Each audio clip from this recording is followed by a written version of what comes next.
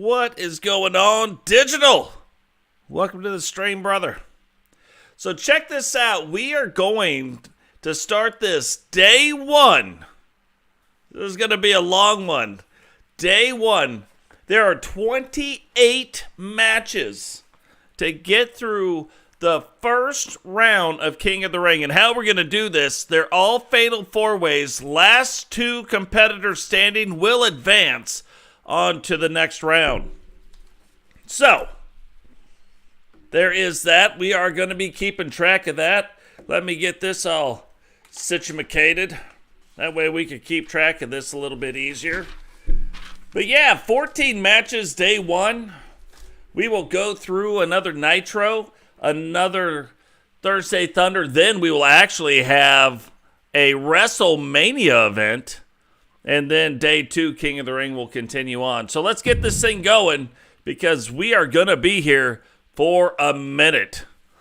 So sit back, relax, grab something to eat. I know we're getting close to lunchtime. We're doing this a little bit later than we normally do it, but we're going to get through it. So we have sat down for probably 2 or 3 weeks and gone through trying to get all the matchups correct. Now, super cool thing, there are going to be some brand new looks that you're going to see tonight from some of these competitors. You're going to see exactly every wrestler who is ever or who is in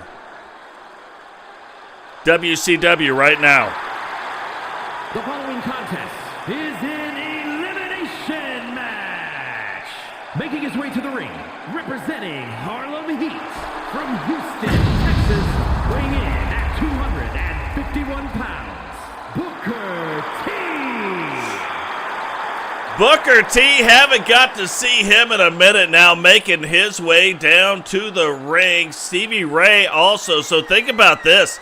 All the individual tag teams will be competing in the King of the Ring.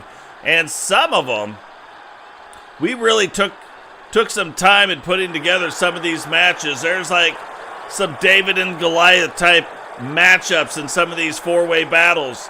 There's a lot of the individual tag team members that are going to be in some of these matchups. So you're going to see the LWO, Harlem Heat, DX, the NWO, all these guys trying to compete for a spot to get in King of the Ring. This will be WCW's first ever King and Queen of the Ring. Representing the Hit Squad from St. Louis, Missouri, weighing in at 226 pounds. Davis. It's funny, if you don't know what the back of his shirt says, is everybody thinks they're a wolf until they meet an alpha. How true is that? The Hit Squad, members of the LWO, Cecil Davis now making his way down to the ring. You can see some of the brand new Hit Squad logo, like look right there on the back of his mask. So that is going to be interesting. I'm telling you what, getting very, very excited for 2K24. This year, we are going to do things a little bit different. What is going on? Jaden, welcome to the stream, brother. We are going to be doing things a little bit different this year. We will continue our shows going on 2K23. While we are doing all the morning streams, we will stream every single day starting March 5th. And we will recreate all the wrestlers, all the title belts, all the stuff. But there is so much to unpack in 2K24. We may be straight 2K24 for a few months. We will be able to do a lot more things in 2K24. Maybe we will start like our first ever GM mode. Philadelphia, Pennsylvania, weighing in at 271 pounds. Dangerous Boom. Look at Dangerous Boom, his brand new attire, making it down to the ring. Very red, white, and boom.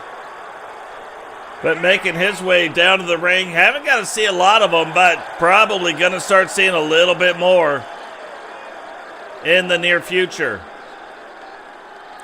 But yeah, we'll probably have a GM mode on top of our universe mode where we're not doing all the announcing, but actually maneuvering our way through. Because of all the additions that are going to be made in GM mode, it is going to be, I think, a lot more interesting, and maybe we could start doing some streams where we have a MyGM mode and try to elevate a brand.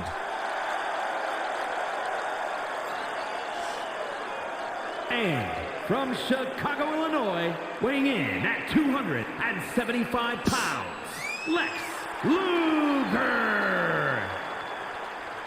The Lex Express making his way down to the ring now, too. He will be the fourth member in this first match. 14 matches on the docket for day one in this brand new first ever King of the Ring tournament in WCW. Now, moving forward from this day forward until this is complete, you will see Dragunov, the original TSW King of the Ring, carrying the King of the Ring belt. And Ozzy, the original Queen of the Ring in TSW, carrying the WCW Queen of the Ring belt. Remember,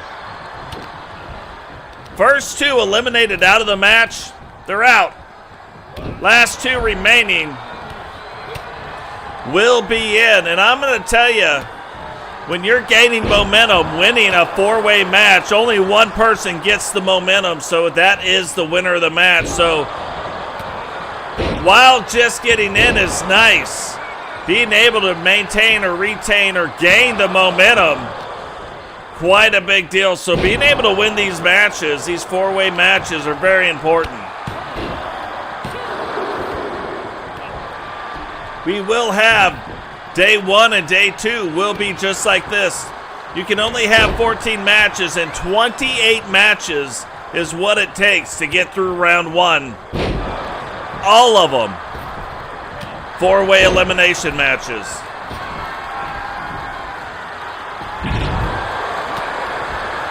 So we know Booker T is a pretty big single star as well, but it has been a minute since he's really been a singles guy. So is he going to be able to do that and take advantage of this? You look at Boom, you look at Lex Luger, they are used to being in singles matches.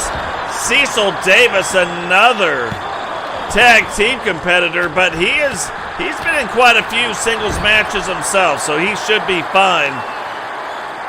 We will have to see. Lex Luger shaking off. What do you guys think of this all-new arena? We got our brand new Totes My Goats logo updated in the arena, but look at the outside. Does not look like rubber at all. Looks like red carpet. So that is very cool.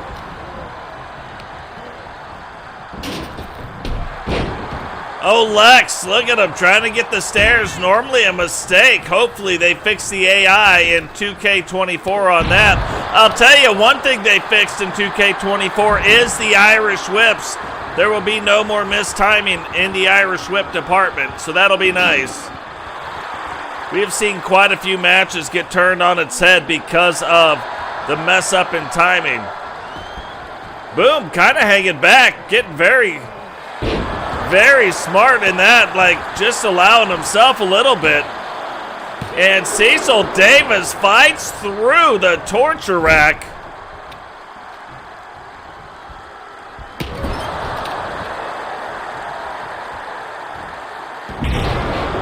But fights through the torture rack. Oh, boom shakalaka on Lex. Is that going to be it? And boom, eliminates Lex right off the bat. We want to make sure we're recording these as we go along to make this easier.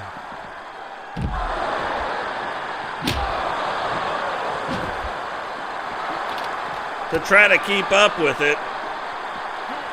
Now we are down to 3. Which two of these 3 competitors are going to advance? We know Lex Luger not going to be the King of the Ring. First one eliminated in the tournament. Boy, that's going to be a distinction. Make sure you write that down. Maybe a trivia question later. WCW trivia. Who was the first competitor eliminated in the tournament? The Lux Express.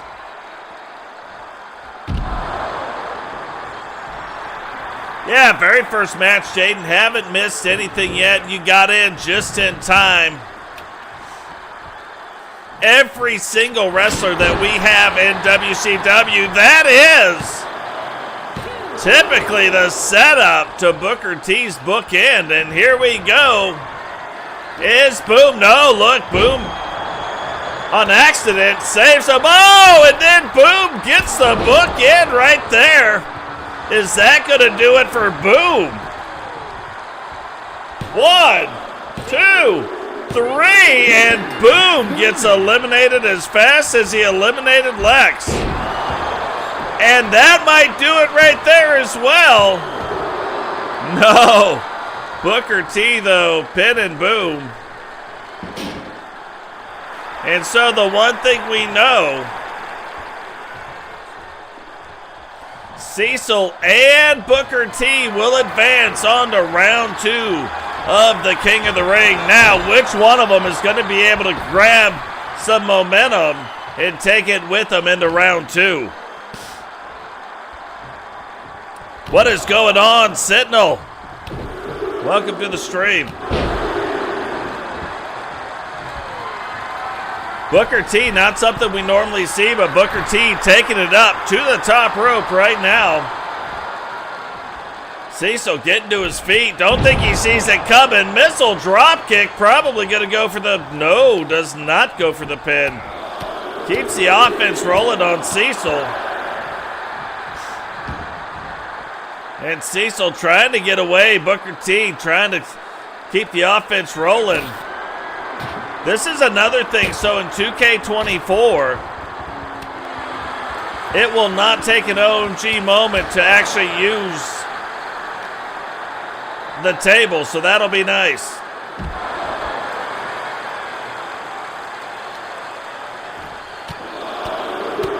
No countouts on the outside of the ring, but the one thing we got to try to figure out is, even though there's no countouts, can you pin on the outside of the ring? I don't know. I haven't been paying attention, to be fair. So many things going on. Booker T waiting on Cecil Davis. Cecil flipping it around. Thought he might have been going for his finisher right there. Does not. Booker T gets up back to his feet. Kind of a couple little mishaps right there on both of their part. Booker T initially, but then Cecil trying to play it up for the crowd, but Booker T not having it. And it looks like Booker T really wants to get back. You know he's won the King of the Ring in the WWE, but can he win the first ever crown here in WCW? He's going to do the old book in. There it is. Cecil now on the ground, rolls up the leg. He's in the ropes, but the ref does not even care. And Booker T goes on to win the first match. Here is your winner, Booker T. So Booker T and Cecil Davis advancing in the first match into round 2. None of these wrestlers will you see on day 2 of the King of the Ring. You're going to see an all-new 14 four-way match. But look at that, Booker T kicking off the tournament with a big win. So that is amazing. It is crazy because, like, you look at, how star-packed this day 1 is. Wait, day 2, just as star-packed. It is out of control how great these matches are. But look, we're going to get real quick, see if Phoenix, Witcher, Penny, or Tekryn can advance into round 2. So you think about how great this match is. All of them kind of line up this way. So we have another big match tonight too. And Andrew Dubs made his own wrestler. I had to do a couple tweaks just so it looked a little bit different from another wrestler that we had made. Put a mask back on him in a different way. But I'm really digging this arena. This arena's on another level. The following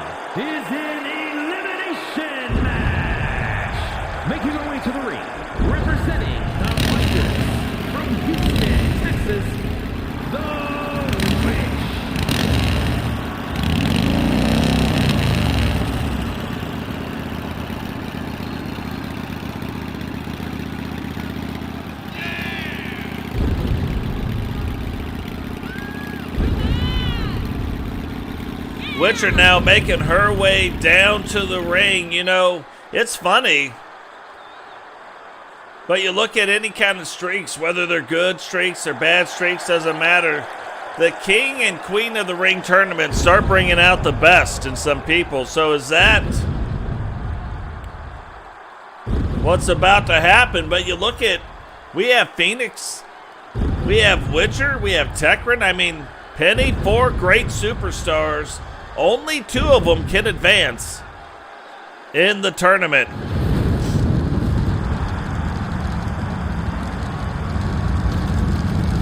The other thing that we're going to be looking out for soon is Totes My Goats t-shirts will go on sale here before too long.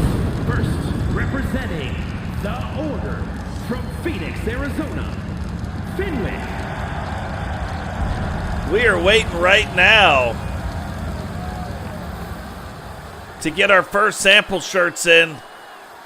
Make sure that is exactly what we want to do, and then we will move on from there. But Phoenix from the brand new, newly formed Order of the Phoenix makes her way down to the ring. You can see the stage crews trying to put out the fire right now, but the fire burning too bright.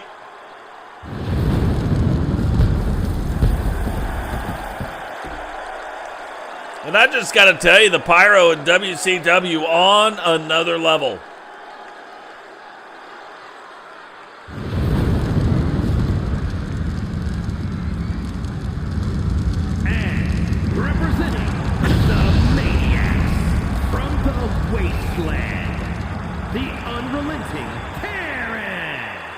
It is crazy now. That's another feature. You start looking at 2K24. Face paint will start to fade in the longer matches as the wrestlers start sweating, as they start taking more damage to their head. Now, we haven't got to see what would happen. What does Phoenix look like under that face paint? Don't know. But I have a feeling if she gets into some of these long matches, we're going to start to see what she may look like underneath that face paint. So that is kind of crazy. But that is another brand new feature in 2K24. So Penny just making her comeback here recently, already finding herself involved in the Queen of the Ring tournament.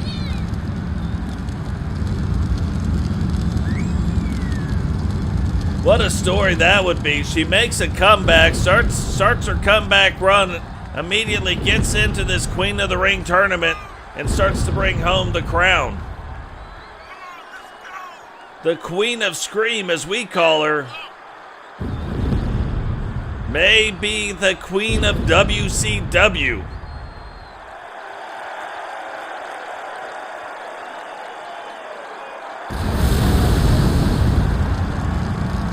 So yeah, hard to say who you would even want to pull for in this match. All 4 competitors on another level, but only 2 are going to be able to advance.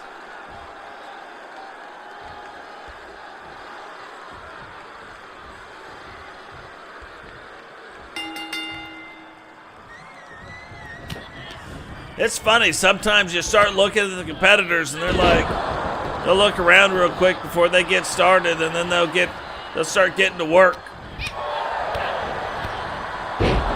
Another super neat thing is not everybody will have it, but we will have the ability to assign super finishers, finishing moves that people can't get up from. And if you remember, I talked about this before.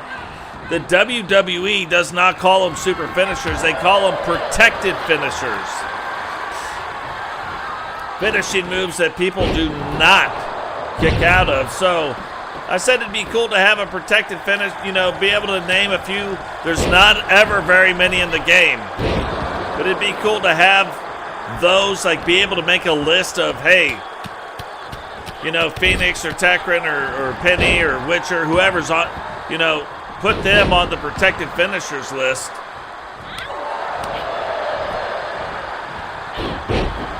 Not just the move, but who does the move. And we're going to get a chance to kind of do that with the super finisher. So that's pretty cool. I'm very excited about that. How are we going to implement that? I do not know, but we will get it implemented. And now Penny Tekryn on the outside of the ring. Oh, look at that. But I'm going to tell you, if anybody in the world can take a shot like that, it is Tekryn.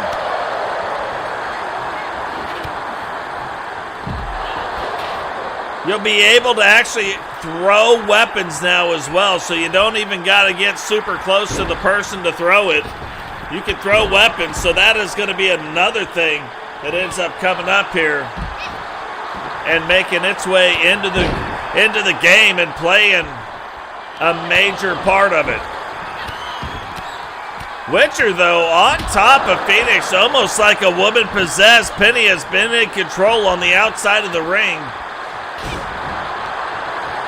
Oh, I thought Witcher was going for her finishing move. Phoenix, though, fights through it and now gets the ankle lock locked in. Penny playing it up to the crowd a little bit, but still very much in control of the match between her and Tekryn. Now looking like she wants to change her direction, change her intention, and bring it down or bring it back towards Witcher. Phoenix so wisely getting out of the ring. Look at this, getting a little sleeper. Night, night, Witch, night, night. Or is she going to be able to fight through it? Look at that little chin breaker right to the top of the head. Tekryn waiting in the wings. Kicks Penny. Penny now slides out. Phoenix, what a smart move. Like Phoenix, very smart in what she is doing right now, though. Grabs a shovel, finds Penny, swings it. Oh, Penny finally gets it back from her and turns it around. Witch's Brew onto Tekryn. Is she going to tap? She just may tap. We got it ready just in case she does. Remember, guys, we do not control the wrestlers. The computer controls the wrestlers. We make the arenas, the title belts. We write the storylines. To an extent, the computer kind of writes them with us as well, because I don't control the wrestlers. I turn off the commentators. I commentate. If that's something you're interested in, remember to subscribe to the channel. That is huge. We now have our memberships active. We will be giving away title belts if you want to become a member. Quickest way to become involved in that, or even get a wrestler. Like, you become a member of the channel, you automatically get a wrestler. And here we go. No way Tekryn fights through the Witch's Brew twice in a row. Phoenix now getting Penny up into her finishing move. Can Tekryn hold on long enough to save Penny? That's kind of almost the question at this point. And she is. I am shocked. We have not seen, or I don't remember seeing anybody be able to go through two Witch's Brews and not tap out. But that little maneuver, the fact that she held on that long, gave Penny enough time to kind of regain her strength, gain her energy, and then kick out of the pin. Two. And look at Tekryn. Tekryn all of a sudden is like, whoa, I just realized what's going on here. That was almost it. That was almost it. And now goes in to get a sledgehammer. Witcher sees her coming. And Witcher right now kind of controlling the ring, but Tekryn fights through it and puts Phoenix in the finisher.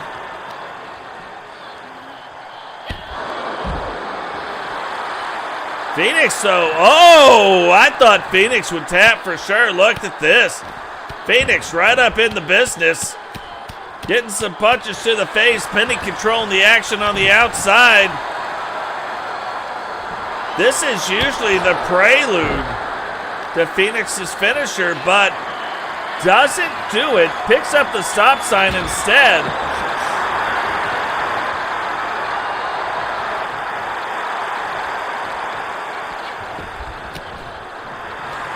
And if you didn't think the Maniacs were on another level, you just saw some supernatural stuff going on from Tekryn right there. That's got to freak you out just a little bit. Referees, this is why I don't think you can pin them on the outside of the ring. I think I set it up that way. Only on the inside. Referee still on the inside of the ring.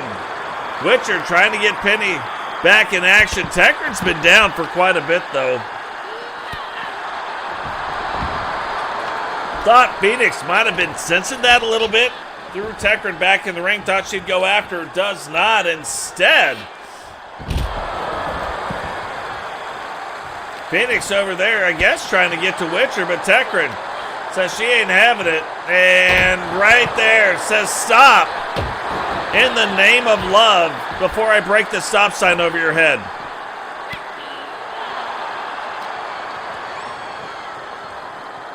Look at Tekryn starting to control the match, and she needs to do it. She is all over the place. All three of them on the ground. Tekryn still on her feet. What is going on, Bama? Welcome to the stream, brother. I am almost the most interested. I'm hoping that we can find the half face paint again. I am almost the most interested to see, now that face paint is going to be fading, Bama's half face painted look. How is that going to do in 2K24? Very excited to see that.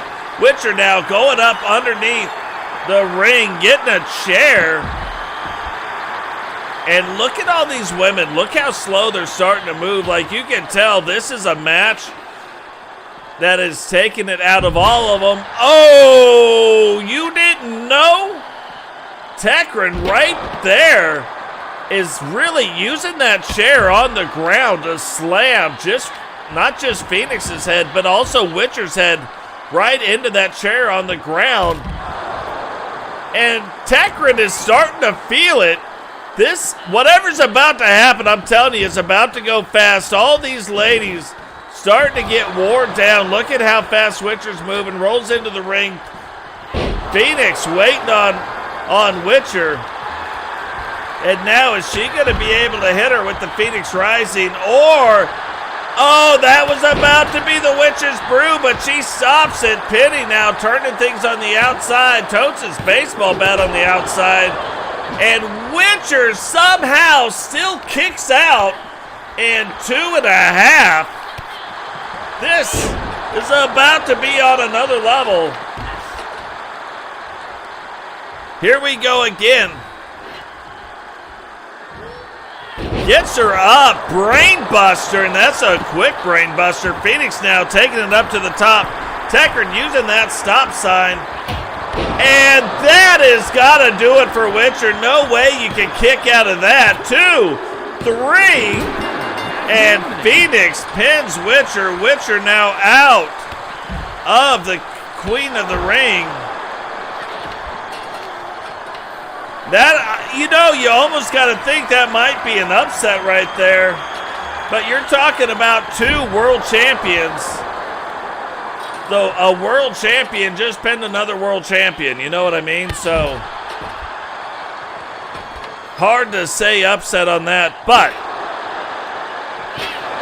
Phoenix now, I have never seen that where you have got one person taking two different shots from weapons. But Tekryn's starting to recover from it. Starting to get her wits back about her. And now drops her on the head. And Tekryn with that stop sign is dangerous. Ends up missing that grab though. Phoenix, so giving Phoenix this opportunity to try to turn it back around. Penny fighting through it, throws Phoenix back in the ring, and again, we know there is no pins on the outside, so as long as these women are on the outside, there is no eliminations even being threatened to happen. Tekryn now picking up the Totes McGoats baseball bat, the Sting baseball bat. Penny stopping that. And it looks like there's probably no weapons even available. Look how slow Phoenix is moving to even get over to where Penny's at, but now using it. And it would almost behoove somebody to throw somebody, one of these people, back in the ring and get a pin going. I think one of the reasons Tekryn survived this long so far is because of that weird glitchy thing going on right now, and we have found that it happens because of the interaction on the side if it happens at the wrong time. So Phoenix letting you know her own supernatural abilities right here. Swinging that sledgehammer. Getting it on. Will Penny be able to snap Phoenix out of it or not?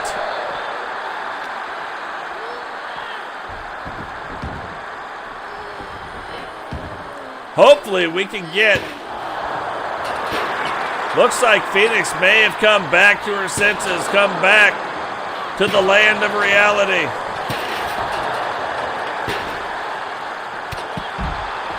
Takes out the knee, but again, it's about getting these women back into the ring. I don't think any of them could kick out of anything right now if they had to. It's this point right here. Get in the ring, get it done. But they get too focused on these weapons, so hopefully the AI gets fixed a little bit in that department.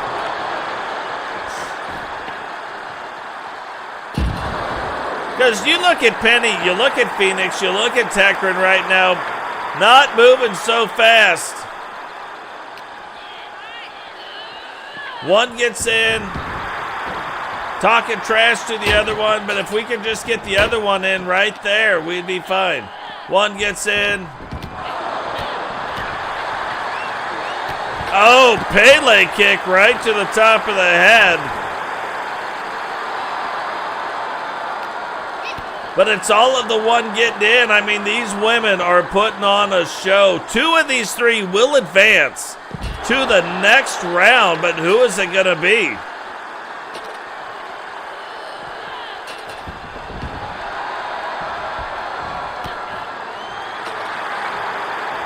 Right there, one needs to go in. Now one needs to go in. Oh, wrong way. We threw him the wrong way. They're not crazy. They're just a little unwell. What is going on, Eagle Star? Welcome to the stream, brother. Like, tell me how you get up from that. There's no way you're getting up from that move right there.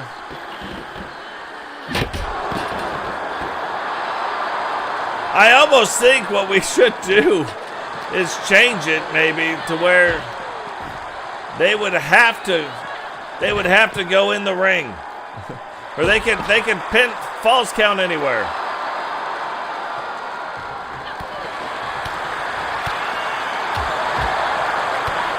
Now obviously this match we can't change, but you wouldn't think all these women have something against each other, but it looks like they must. Because they're not, it almost appears like they're not even worried about winning the match. What they're worried about doing is jackerdoodling somebody. Oh, big move right there. Look at that. Penny does the move, can't even get up. Phoenix beats her to her feet.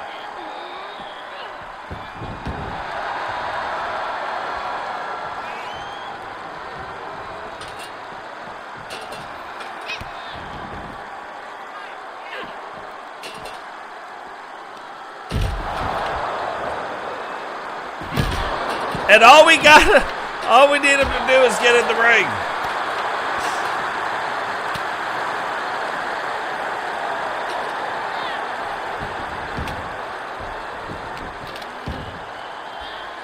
Like just on a noopsie, get in the ring.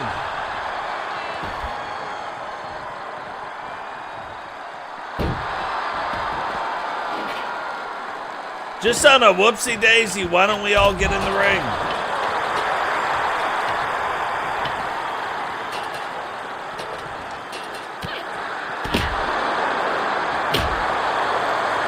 But you can't be too mad about the kind of match that you're seeing right now.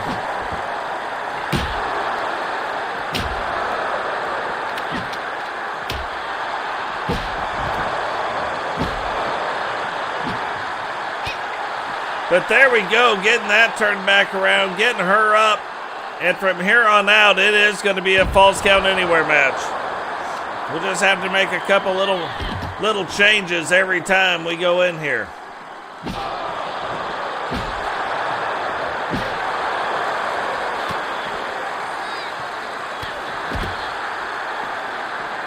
Yeah, it's almost like you don't even know what you can do to make this do what it needs to do.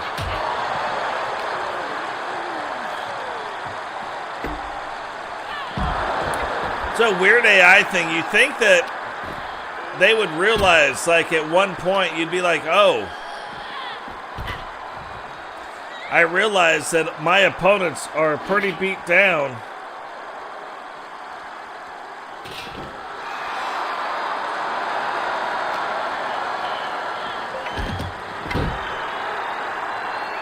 Maybe we should get back in the ring.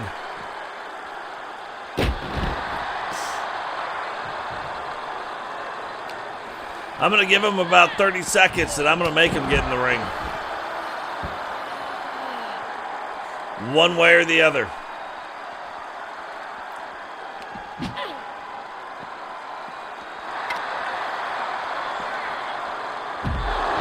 Yep, here we go.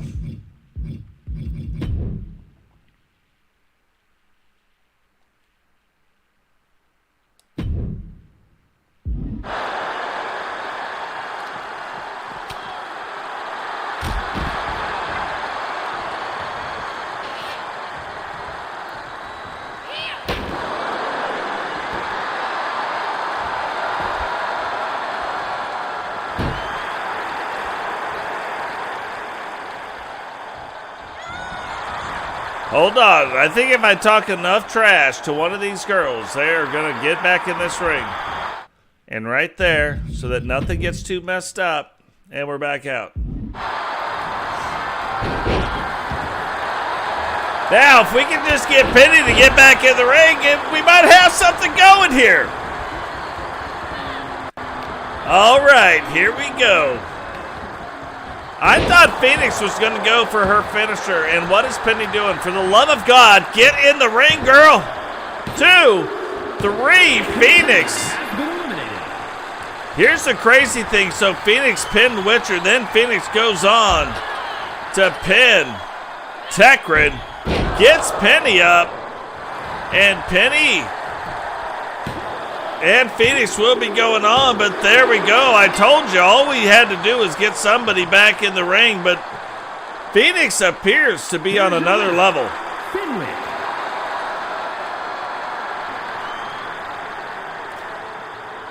I know. Hey, I'm going to be honest with you. I don't know how one of them doesn't come out of this thing injured. Like, think about how much damage they just took. Quite a bit. However, they did teach me one really good thing. We're going to customize this match.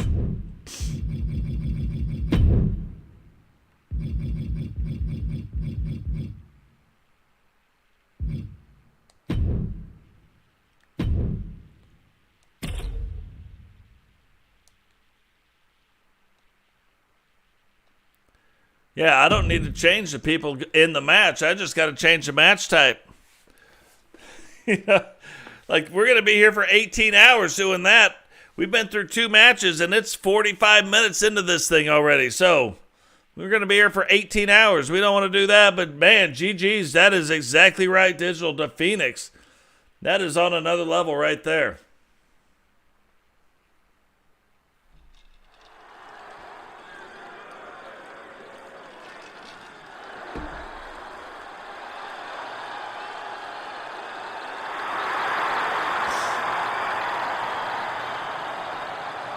The following contest is a fatal 4-way Falls Count Anywhere match. Making his way to the ring, representing the Steiner brothers from Detroit, Michigan, weighing in at 255 pounds, Rick Steiner. Getting old school Rick Steiner getting into the ring. The father, if you didn't know it, of Braun Breaker. But Steiner making his way in the ring, kind of hoping that in 2K24 we will get a newer version. Like, it's hard to say newer version, right? Because that's not quite right either. Representing the Hit Squad from New York, weighing in at 229 pounds, Kempty Watson. But a newer version of Rick Steiner. Kempty now making his way down the ring. Remember, Cecil Davis, even though he lost, he has made it into the second round. Will Kempty make it in to the second round of the King of the Ring? He is definitely Texas to the bone.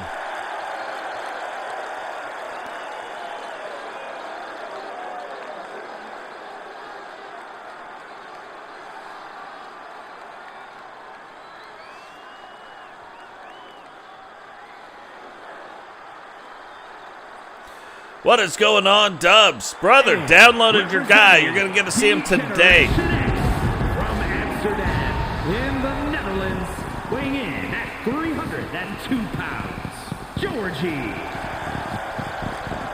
But yeah, downloaded your guy. Had to make a couple tweaks so he doesn't look like another guy. Kind of combined a couple looks. Mostly your look, all of your moves for the most part. It's interesting. Dubs is tough to beat. All I did was combine the mask look, but, well, and some other things. You'll see. It is pretty badass, I'll be honest. It's pretty badass. You're definitely going to want to see it. It's going to be towards the end of the night. But it takes all your ideas, all of your stuff. It's mostly you did it. I had to tweak a couple little things.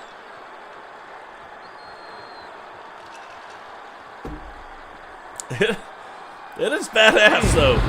Very excited to see him. Mexico, weighing in at 204 pounds, Ultimo, the Dragon.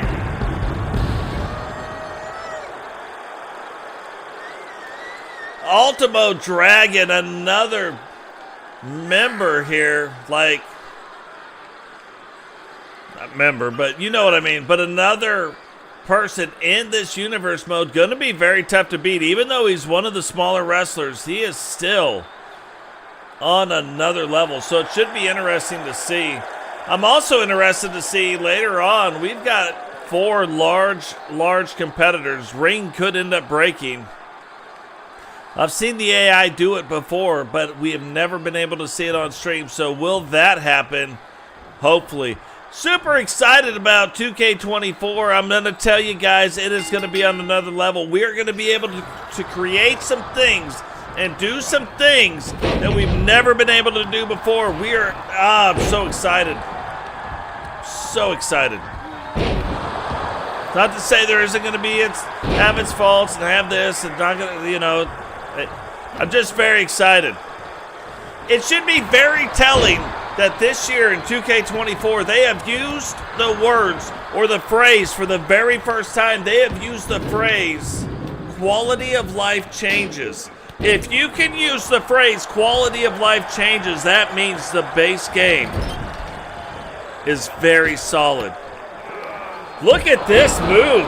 Kempty going up top, taking it to the Ultimo Dragon. Remember, where this wasn't before, this is a Falls Count Anywhere match now. Being outside the ring is not going to save you now. Pinned by Ultimo. Kempty kicking out in 1. Hey, you might be winning a world title this game, to be fair, Jaden. Like, I'm just saying, that could happen. I'm going to tell you something else if you guys haven't noticed. Every single person that becomes a member of the channel has ended up getting a world title shot and a world title run. I'm just saying. We got to get to 20 members. We got plenty of time, but we got to get to 20 members. 20 members, we're giving away 2 to 3 wrestling belts a year. That's what I'm excited about. That's what I'm excited for, too. Like, it's on another level. I think 20 members is how we do it. We get the super chats, we get all that stuff, and that's amazing as well. We're very close to our first belt, to be fair. We're about $60 away, I think, from being able to get our first belt. Look at that, Ultimo Dragon right on top of Kempty. Watson kicks out in one. Unbelievable. Doesn't even get the 1 count, but should have been a 1 count. And Grunning from DX, just letting everybody know what time it is. Dragon says he doesn't care what time it is. It's time for the Dragon sleeper hold. His Dub's going to kick out. That is a very large man to have in that kind of a sleeper hold.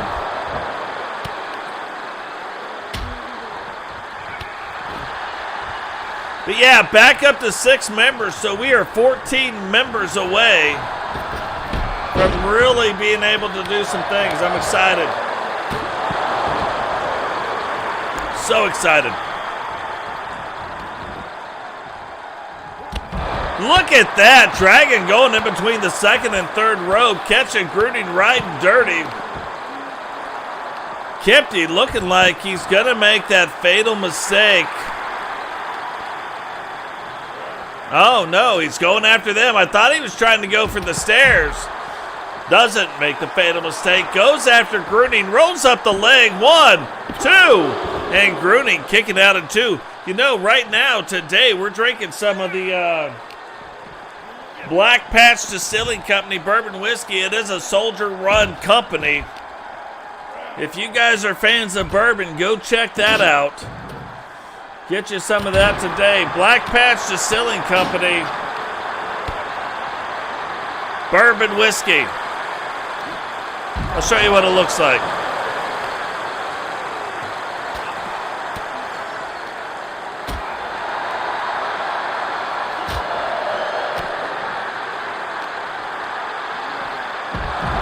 Delicious.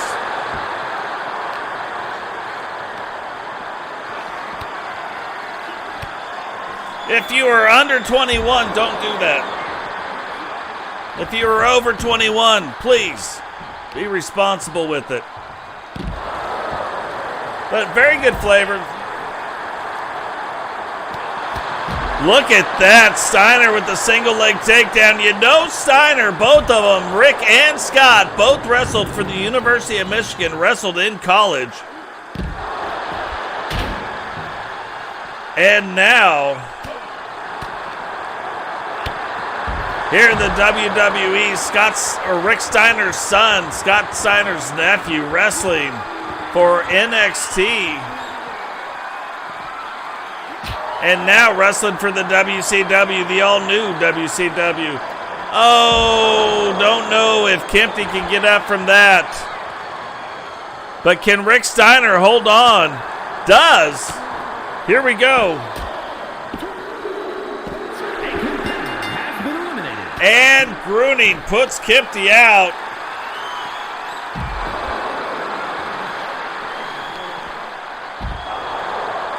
It's kind of interesting. We have not had one tap out yet. We have had pins and pins and pins and pins, but we have not had a tap out yet. Rick Steiner trying to get back to his feet. Dragging off. The Dragon back to his feet. All of a sudden, though, crazy spinning DDT. Grunning kicks out in 2. Rick Steiner now back to his feet. Thought he was going to be on the offense, but the Dragon catches him right and dirty. Ultimo Dragon now, look at this. Pulls up the leg. 2, 3. And Ultimo Dragon and Grunning will advance to round number 2.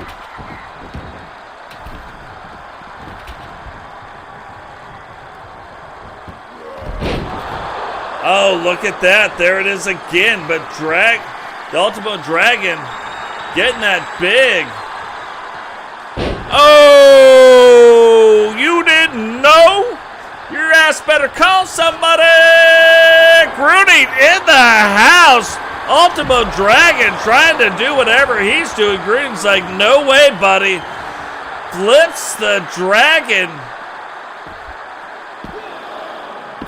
The Dragon Bomb back around on him. And throws him right out the ring. Grunning now getting that offense rolling on the Dragon.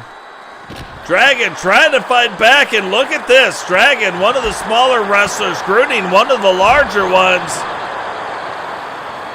But that has never deterred the Ultimo Dragon. The Ultimo Dragon going to make one of the fatal flaws, changes his mind, says, hey, probably a mistake.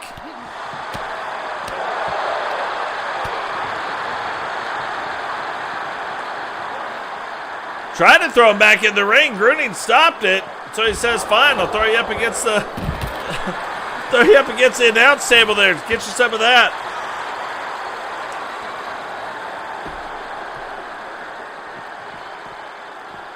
And there it is right there. Dragon DDT. 1, 2, 3. It's funny. Grunning stopped that the first time, but cannot stop it the second. Ultimo, the Dragon.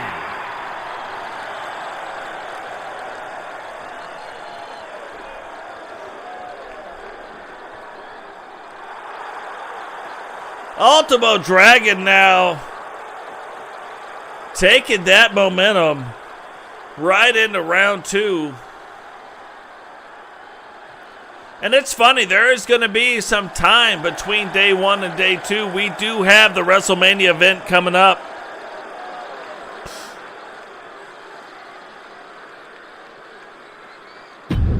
Yeah, I'm saying just be responsible when you're drinking the whiskey. If you're an adult, just be responsible. I have a drink every now and again, right? I don't have to drink it all the time. Enjoy it. I just like buying that because that also helps support soldiers. Like the soldier had a dream, and he's doing his thing now, right? Very excited about doing that. Now look at the state of this. RVD versus Kevin Nash versus McWayne versus the enforcer of the Four Horsemen, Rowdy. Rowdy, current United States champion as well. Four Horsemen on another kind of roll. Watch out.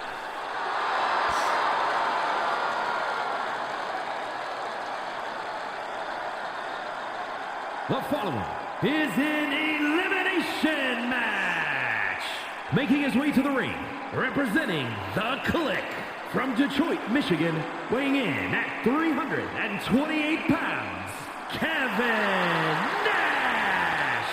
It's funny, Kevin Nash, one of the 3 godfathers of the New World Order, still has the New World Order symbol on the outside, but for the first time ever, Kevin Nash, Scott Hall, X-Pac, Shawn Michaels, and Triple H getting a chance to wrestle together here in the all-new WCW as a member of the Click. But none of them, whether they came from DX, because you look at the Click, that's the godfathers of DX, that's the godfathers of the New World Order, minus a couple people, right? But they don't think any of those current groups are bad enough to make them stop using their current entrances. So that is going to be something that we'll have to keep an eye on moving forward. And his opponents, first, representing the Four Horsemen from New York, weighing in at 304 pounds. The WCW United States Champion, the Enforcer, Rowdy Hunt. United States Champion Rowdy. Now, who in the chat knows what championship title belt in real life is Rowdy's favorite championship title belt? Rowdy, if you're in the stream, you do not get to answer. Don't answer it. I want to know who else besides Rowdy knows what his favorite title belt is. What's his favorite title? Is it the World Championship? Is it the Universal Championship? The United States Championship? The Hardcore Championship? The Light Heavyweight Championship? Cruiserweight Championship? Television Championship? 24/7 Championship? What is it? What do you think it is? I know. And from Shangri-La, weighing in at 239 pounds, McWayne. McWayne, man, you look at McWayne's all-new look, and it is quite crazy. McWayne now, he takes this new look and then becomes the first guy in an Elimination Chamber match, and to be fair, the only guy to ever start an Elimination Chamber match and go on to win the match from either the number 1 or number 2 slot. It is not the Hardcore title. It is not.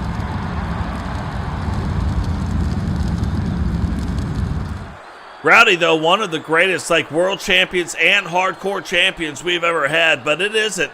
I don't even know if he's ever officially held the title belt in the game. It isn't the U.S. title either. And from Battle Creek, Michigan, weighing in at 235 pounds, Rob Van Dam.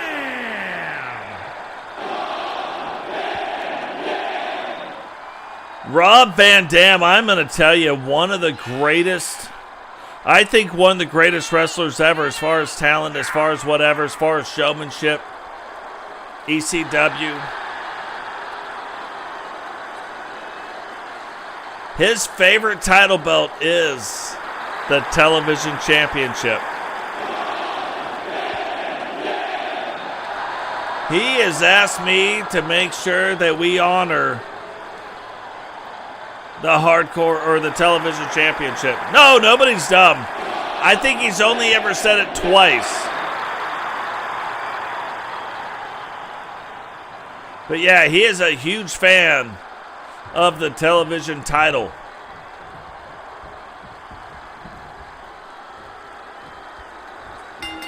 No, nobody's stupid. It's funny. Oh, look at that. Sentinel giving you a little insight. That's going to become another question. Favorite title belt. Look at RVD. I am telling you, if you didn't know what the crowd thought of Rob Van Dam, you know it now. Rowdy, look at that. Little duck and cover. Does a little sidestep, right? He's like, whoa. Hey, you want some of this? Whoa, back up underneath. Hey, I'll bring it up. Now he's letting the hands go. Enforcer, 4 horsemen, get you some of this. Rowdy controlling the ring right now. Is Rowdy going to be able to take that and parlay that into getting into round 2? We don't need all 4. We just need to get into 2. Into round 2.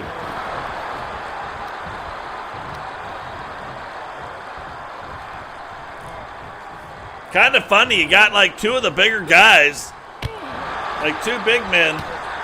And you also have two smaller guys, not small, but medium size in this match. And it's going to be funny how they start matching up. Kevin Nash, obviously the biggest one in this ring, rolling up the leg. But look at the kind of authority that McWayne kicks out in. And I screwed this one up. Oh, gotcha. Oh, said stumped.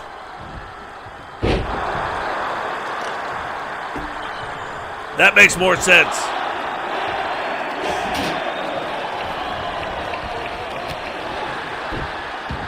Sometimes, my eyes, I swear to God, I got to get glasses. I used to have better than 20/20 vision. That is not the case anymore.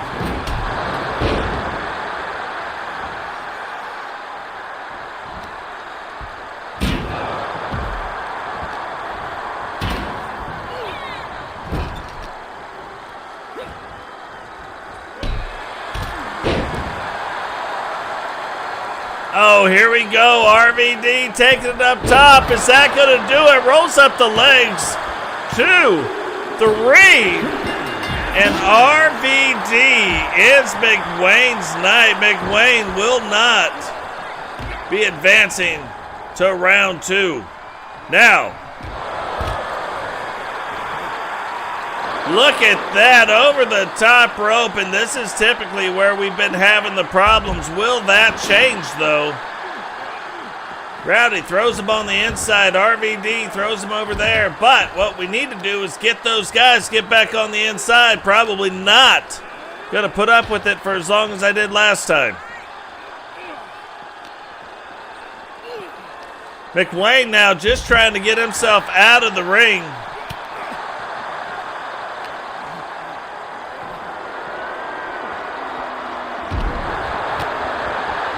Look at that, RVD going after Rowdy. Rowdy, though, stopping it.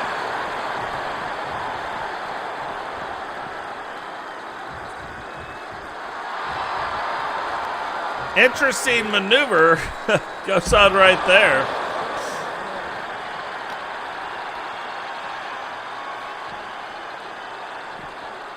Oh, RVD taking it around the backside. Rowdy kind of hanging out back a little bit, says, hey, bring him over here. Let's do this. Get you some of this. Get you some of this, Kevin Nash. Unbelievable. Rob Van Dam even able to pick him up. But see, right there, that's where we need him to get back in the ring. That's where we need the AI logic to be like, okay.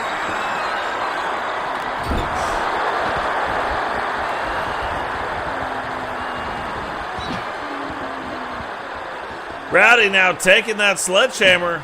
He's going to get to work right now. I knew he was going to be getting to work. Kevin Nash now trying to get, he's like, maybe that wasn't the best idea. You know what I mean? I know, I am getting old, that is for sure.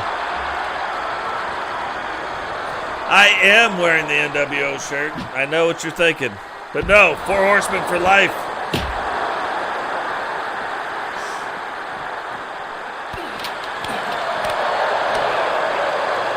These guys now getting after it, but can we start to see one of them get back in the ring, or am I going to have to fix it again?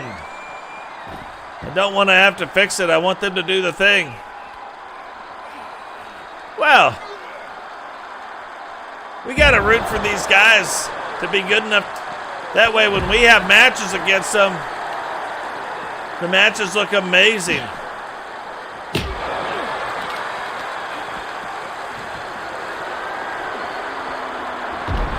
Big slam right there. Rowdy sees Kevin Nash coming.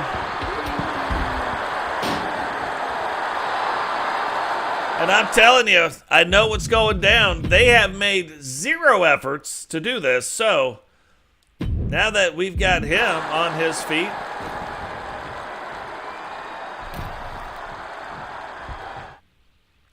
let's get him over here. Let's do the thing, and let's get him back in the ring doing whatever we got to do. Look at that. He sees Rowdy coming, though. Gets Rowdy back in the ring, and that's Rowdy's finisher. That might just do it for RVD. And Rob Van Dam finds a way to kick out in 2. Kevin Nash trying to go for some weird flippity-doo-dah, flippity-day, my oh my. He missed that move today. Rowdy now pulling him back out into the center of the ring. Thought he was going to go. Oh, big O kick. Big O kick to the head. Now a knee to the head.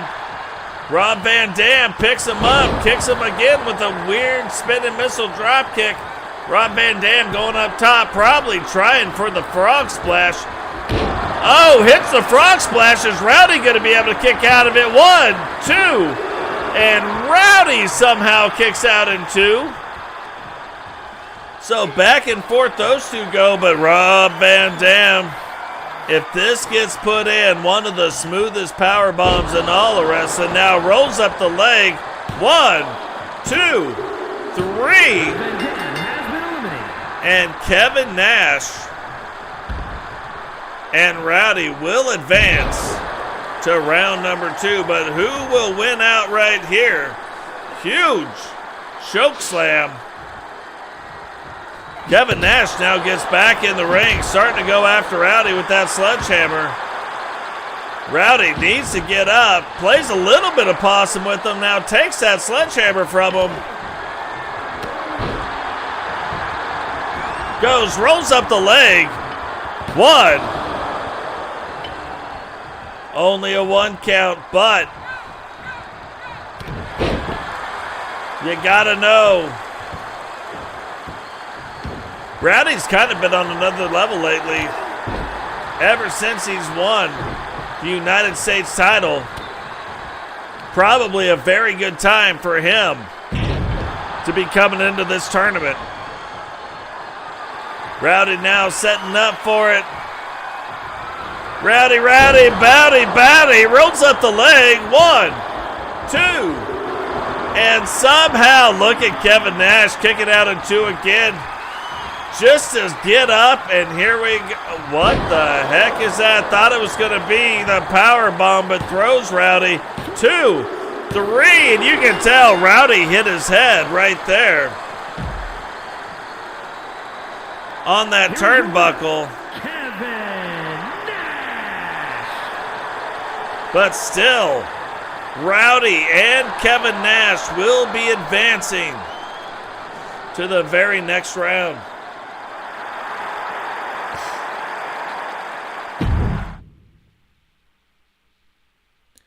So it's funny, I mean, we have got to, I got to remember so we don't have to do that. Oh, I did it again.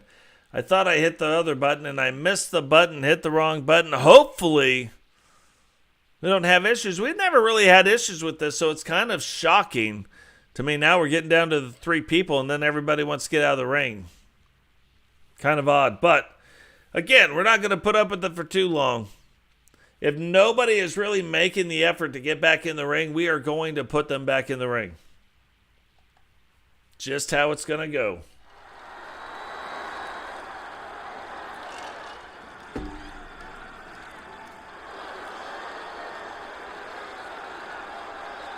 And what's funny, we've got these handled kind of like a pay-per-view event.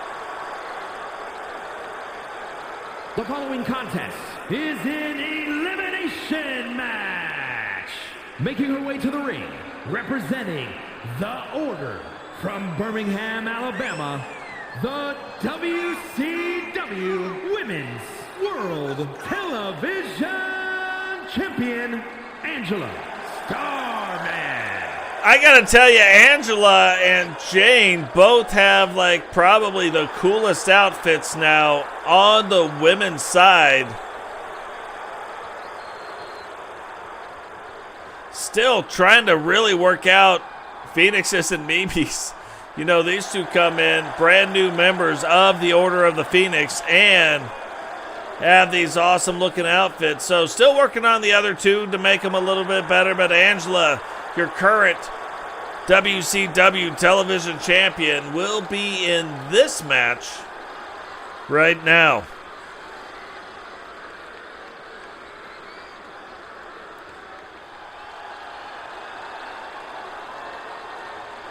And her opponents, first from Knoxville, Tennessee, Ivy Niles. Look at Ivy Niles, just stacked, really short, compact frame. A lot of power packed into that frame, and you're about to see part of it right here. Got the chain wrapped around her neck. She likes to get up in the corner right here and just, maybe a little continuation of her workout. That is some tricep strength if I have ever seen it.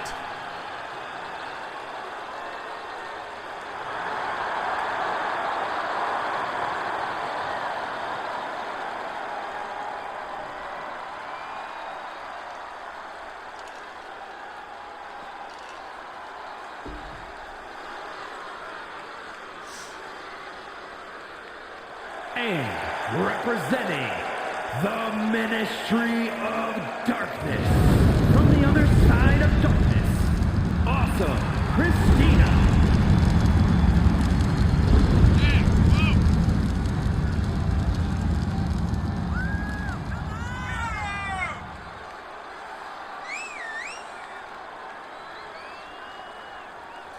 Now, I'm telling you, Angela, or Awesome Christina, not one that we see a lot in singles matches. Saw her a lot in singles matches in like the first season, but haven't seen her a lot in that. Seen her in a lot of tag team matches. But can she kind of start standing out here right now and start forcing her way, forcing the commissioner's hand to start putting her in some more singles matches?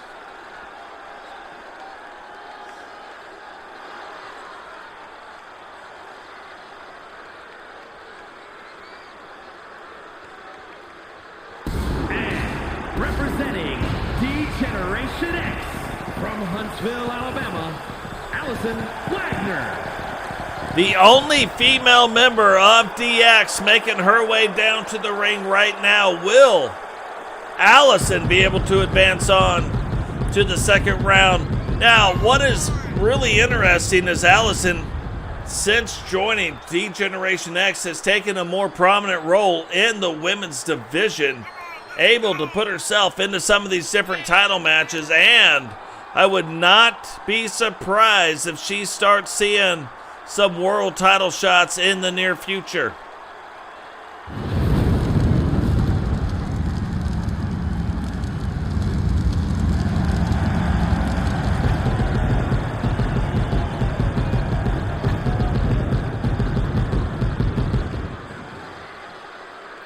Hey, I really appreciate you stopping in, Dubs. Make sure you check it out later. Let me know what you think about some of the tweaks that I made. I think you're going to like them.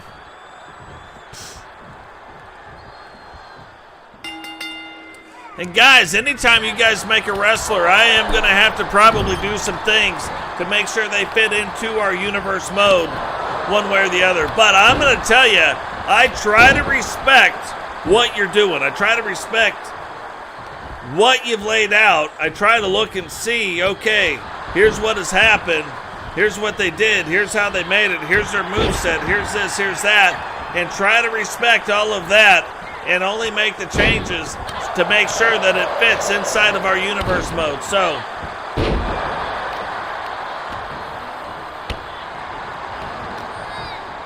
and then that way too, if you got them inside your universe mode, looks a little bit different too, even from your version, which is always good.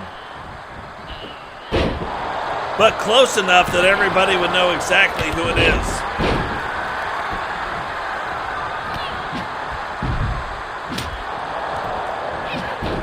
So hopefully, we're hoping the more that these guys get into the ring, the better off it is.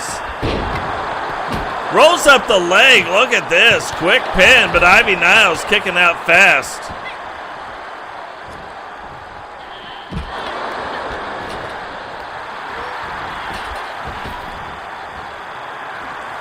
Oh, Angela going for the crossbody. Ivy Niles catches her right and dirty.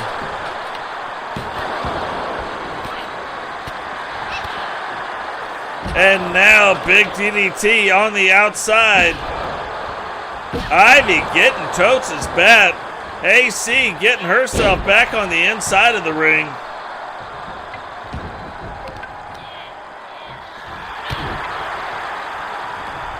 And then Angela playing it up to the crowd. Kind of hoping right now we start seeing more of the people coming in on the inside. Gets her, rolls up the leg. And only a 2 count. On the inside, Angela starts quick DDT. Big slam on the inside. Thought we would see a pinfall there. We do not.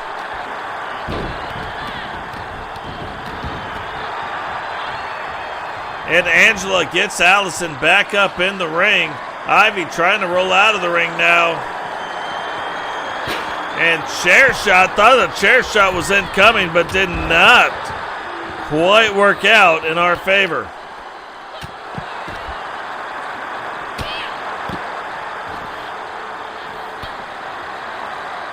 AC went to knock down Angela. Angela takes the shot, but does not go down on her back.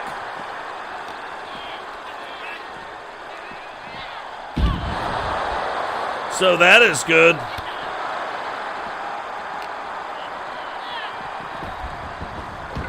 Now rolls him back up, gets back in the ring. We need to see a lot more of this action going on. Look at that. Looked like AC was going to catch Angela, but doesn't.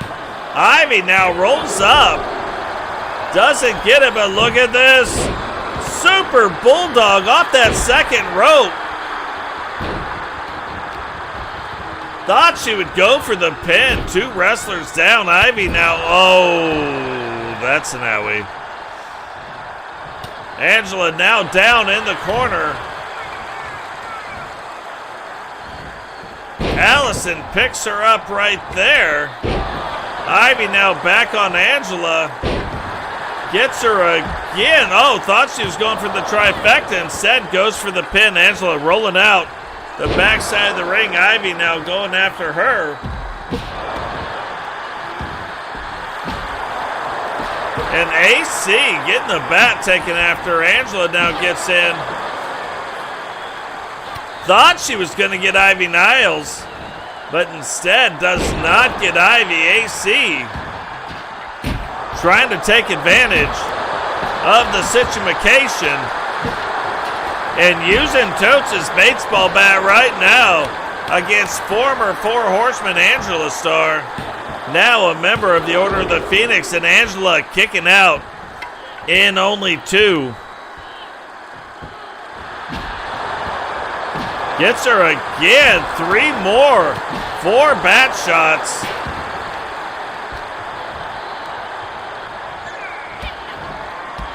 And look at this. What is she doing? Has her arm twisted. Whoa, quite the reversal. It looked like AC's foot was underneath the rope. Referee not in position to see that. Another DDT. And I think Angela's like, I've had enough of getting hit with the baseball bat. Let me return some of those favors. That was almost Angela's finishing move. AC now rolling the leg. 2, 3. And awesome Christina pins Ivy Niles. Thought she was also about to get Angela Star, but doesn't. Angela kicks out. Allison now in the ring. AC going after her. Kind of one of those swinging neck breakers, but Angela in position, dropping that forearm. Oh, look at that. She backed up to do it. Now she's getting, Angela has this finisher that is on another level, but it is hard to get the timing down on it. And here we go. Incoming. Gets her up. There it is. Rolls up the leg on AC. 2. Oh, thought she had it right there. Does not have it. Now Angela and Allison getting after it. The Order of the Phoenix versus DX. Angela not able to get in position right there. Allison taking out the knee. Now setting up for her own finisher.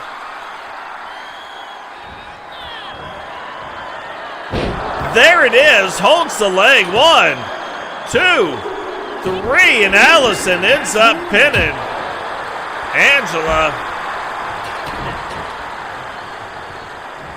So AC and Allison will go on to the next round.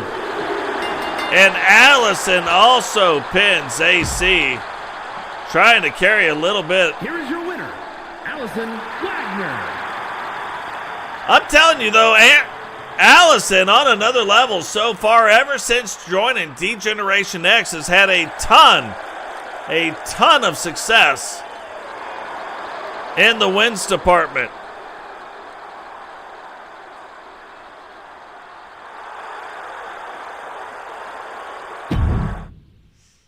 Let's see if I can do it the right way this time. Already through 5 matches, now on to match 6.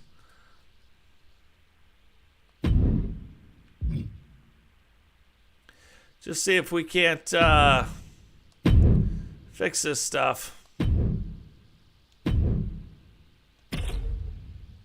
Eagle Star getting ready. This is going to be quite the match right there.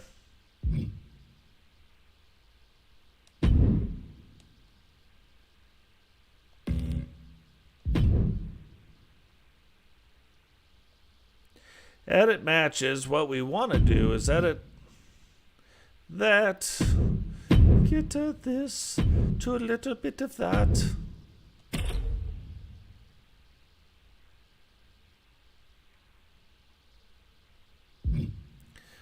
Just get this right. Just want to get it so that we can make sure we don't have anything to worry about. I like the idea of it being in the ring, but for some reason the AI, and it used to never do this, but right now the AI is not a big fan of what is going on right now, and they are trying to stay on the outside of the ring. So if that's what they want to do, they can absolutely do it, but now they will get pinned.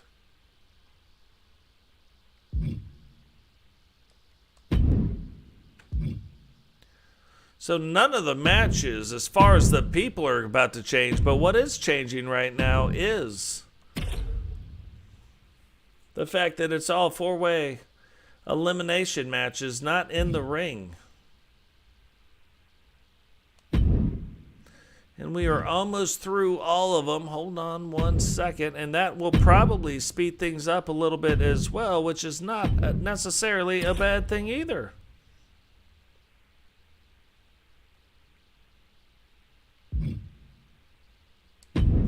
Look at the state of this. Those are some big old boys.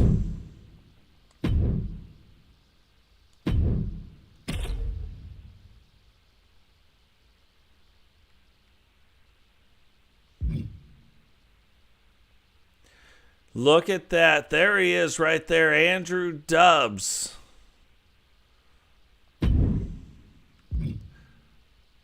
Some slight little modifications. Taking his old mask, making it into a new mask. Should be interesting to see what goes on. I have tested that out quite a few times, and it goes a certain way. So, not a lot of losing going on with the movesets that he has put in place. So,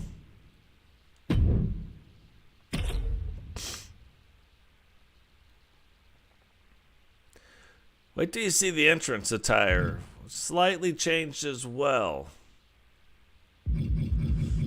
Everything else is the same, though. But here we go. Getting ready right now. NWO Dave, CM Punk, and Eagle Star, member of the Four Horsemen, coming on in this next match. Now, one of the members of the Four Horsemen, remember, even though there's 4, there's only 3 right now. They are in search of the 4th Horseman. I have a funny feeling that they will find him finally in season 7.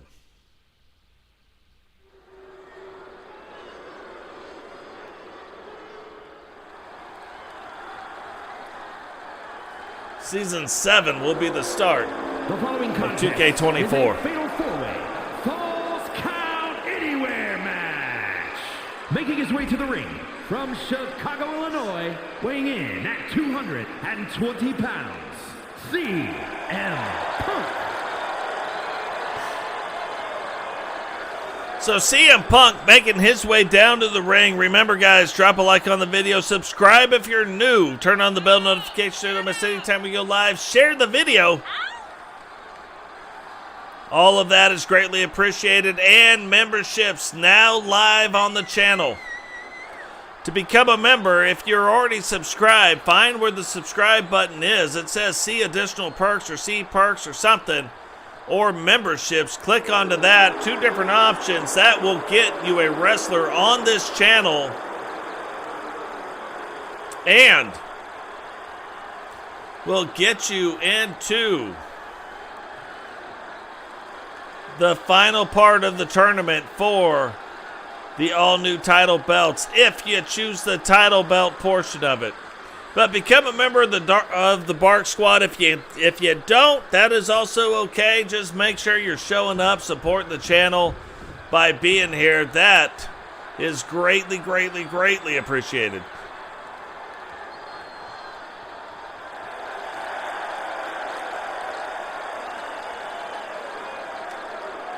And his opponents, first, representing the Four Horsemen, from Birmingham, Alabama, weighing in at 240 pounds, the WCW Light Heavyweight Champion, Eric the Eagle Starman. Light Heavyweight Champion Eagle Star making his way down to the ring. One of the three members of the Four Horsemen right now. They are in the search for number 4, but while the search will start in Season 6, I have a funny feeling it will end in Season 7.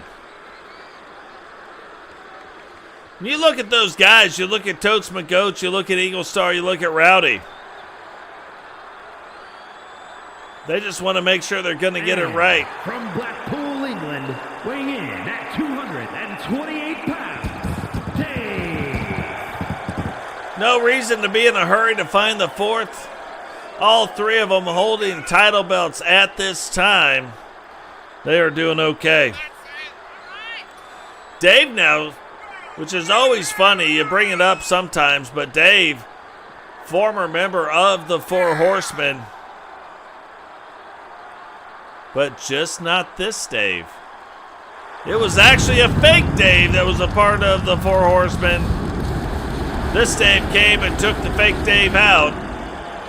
Kind of got to wonder, does this Dave have any aspirations of becoming a member himself? He may, who knows?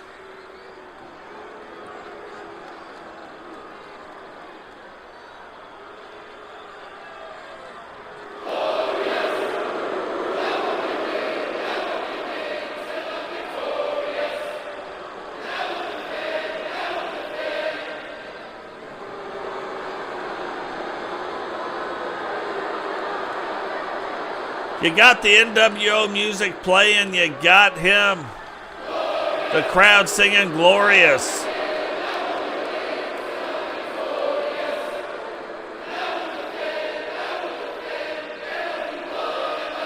You got to wonder how much longer until Bobby Roode retires. You would think we got to be getting close. What other aspirations does Bobby Roode have for himself? Representing the NWO from Toronto, Ontario, Canada, weighing in at 235 pounds, the glorious Robert Roode.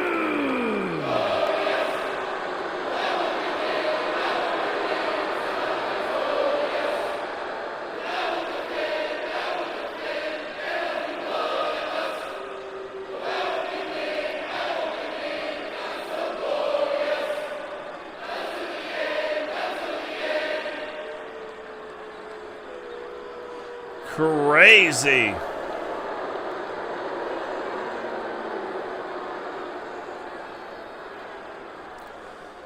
Yeah, it's funny because like I go back and I start looking at things and then you find that clip where he slammed the Giant and you're like, how did I forget that Dave slammed the Giant?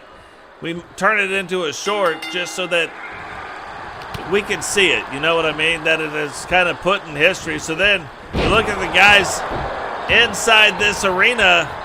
There ain't one of them Dave can't pick up if he can pick up the Giant.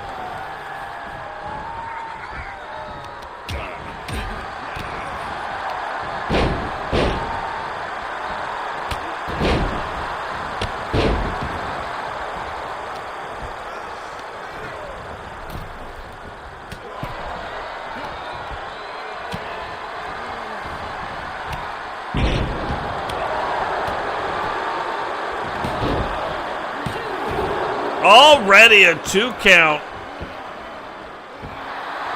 Just kind of shocking. You start thinking about it, but already a 2 count on the NWO member. Now the referee looking like she's in position, but way out of position if she can't see Robert Roode's leg in the corner right there. Already was draped over that bottom rope. Should have been a rope break, but does not get the rope break. One of the 4 horsemen already advancing in the King of the Ring tournament. Will Eagle Star make it number 2?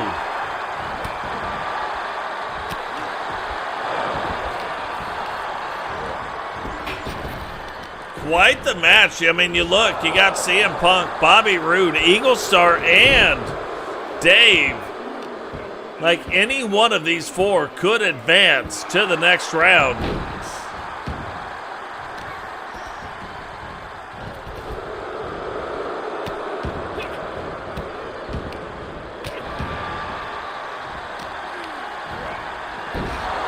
CM Punk starting to get the best of Dave on the inside. Eagle Star already got it turned back around and using that arena against him.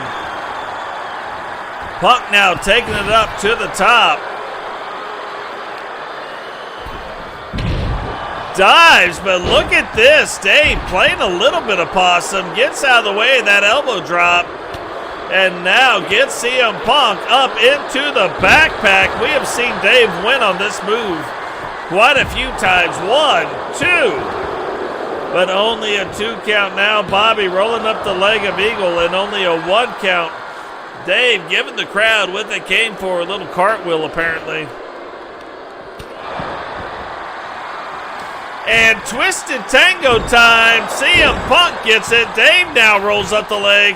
1, 2, 3.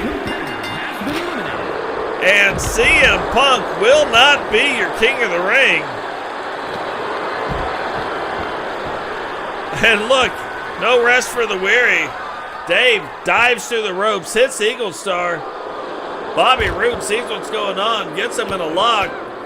Dave in the wrong position, but whatevs on that. Eagle Star's like, look, I'm going to slam this guy here. I'm going to collect the bounty over there. That's how this is going to go. Will this put Eagle Star into round 2? 1, 2, 3. Has been eliminated. And Eagle Star eliminates a member of the New World Order. Bobby Roode, not your King of the Ring.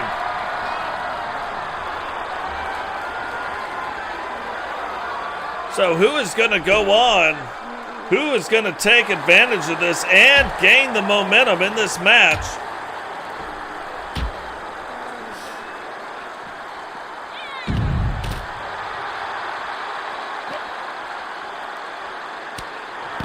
Look at Dave kind of toying with Eagle a little bit. Not the right guy to be toying with. Throws him now into the steps. Now tries to go for the pinfall. 1. And Eagle still only kicking out in 1. Dave, I think now starting to realize, but look at this. Twisted Tango outside. 1, 2, 3. And Dave goes on really quick to end that match. You got to wonder. Here is your winner, Dave. You got to wonder if Eagle's like, we're already in round 2. Let's stop wasting time. Let's get in. Let's get out.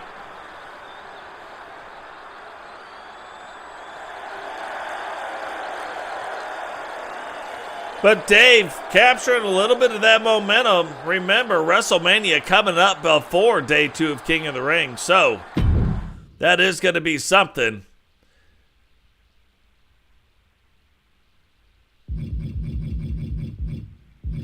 And now look at this. Sting, Father Time, LA Knight of the New World Order, and Milkman getting ready to make their way down to the ring. Something we're going to do super quick, though. We're going to make sure that we can run to the little boys' room real quick, because that is also quite important. Like I told you, this is going to be one of the longest episodes we ever have. We are already running an hour and 40 minutes, and we are barely at the halfway point.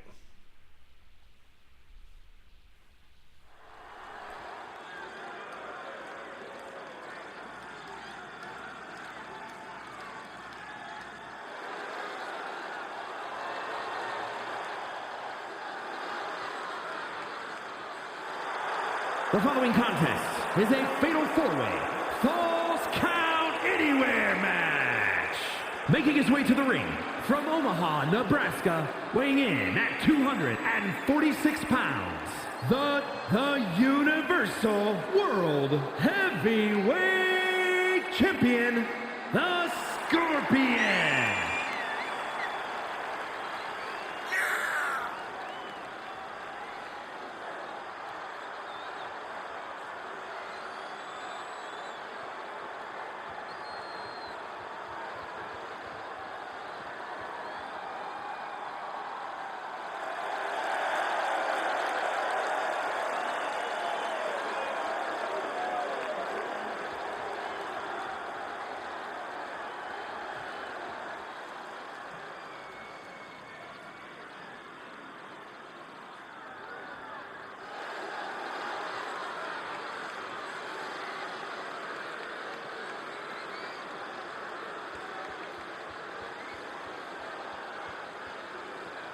And his opponents, first from another time, weighing in at 222 pounds, the living legend, Daddy T. Can you even imagine the state of this? Sting and Father Time in the same match? Unbelievable. Two legendary figures. Father Time, currently Big Daddy T, making his way down to the ring.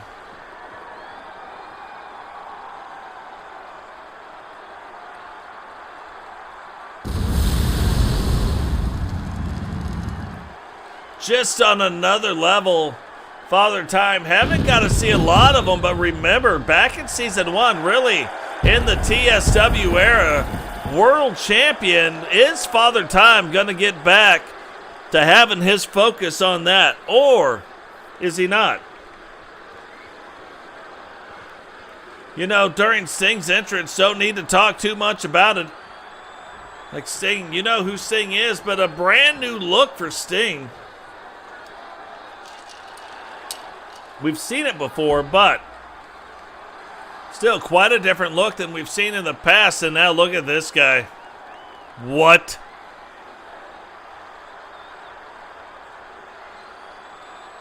And representing the Maniacs from Chroma City, weighing in at 272 pounds, one half of the WCW Tag Team Champions, the Milkman.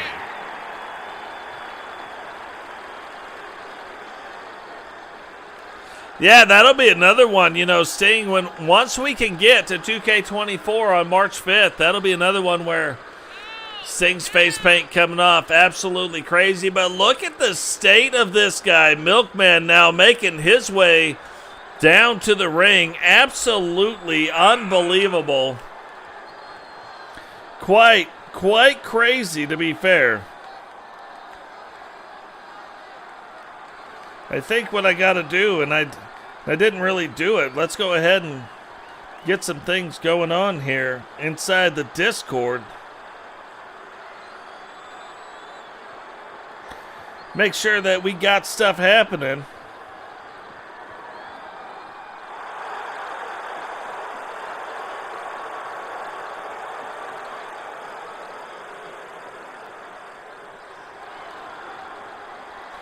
We can get that. Let's go ahead, head over to here. Gonna find some other things that we can do. Representing the NWO from Hagerstown, Maryland, weighing in at 230 pounds, LA Knight.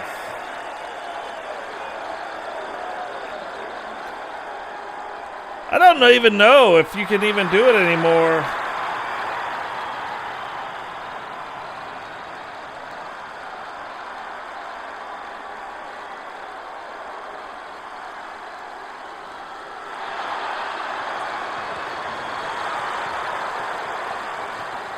Yeah, I don't even know if you can do it anymore.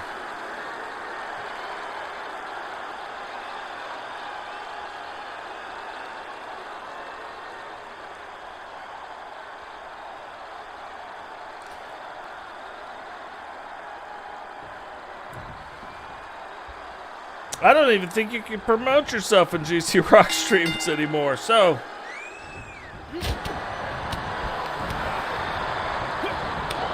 But oh well, we did whatever we could do. Look at these guys getting off to a quick start. Remember, Milkman on another level, going after Sting now, going after the New World Order member. And this kind of sets up the thing that I was talking about earlier. Sting and Father Time starting to get after it. Father Time, though, just throws him out and gets out of the way. Sting taking it to the New World Order. You know Sting already has a special place in his heart for any of the New World Order members, so that's what he's getting after right now. Father Time. How fast right now did Father Time just put Milkman in the sands of time? How fast did that just happen? Did you blink? Because if you did, you might have missed it, but he just, and again? What is going on? That is number 2 already. Milkman, of course, not kicking out yet. Milk, way too crazy. You can't be a member of the Maniacs and kick out that fast. Sting now rolling up LA Knight's leg. Not even a 1 count. Big super kick going on right there. LA Knight getting Sting back into the ring. Father Time taking advantage of that. LA Knight backing up and saying, hey, I know how to do that. Father Time said, I don't think so.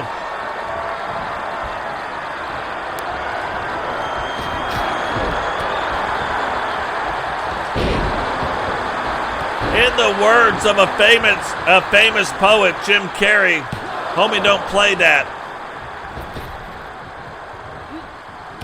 Look at that, Sting. Little duck and cover. Father Time trying to get up after LA Knight. LA Knight, whoa, thought he saw him coming, but must not have. Scorpion Deathlock, that might do it. 1, 2. How in the good holy heck is Milkman kicking out? 3 finishing moves on him already, but that is why he is a member of the Maniacs. Yeah, I just sent out a Discord notification.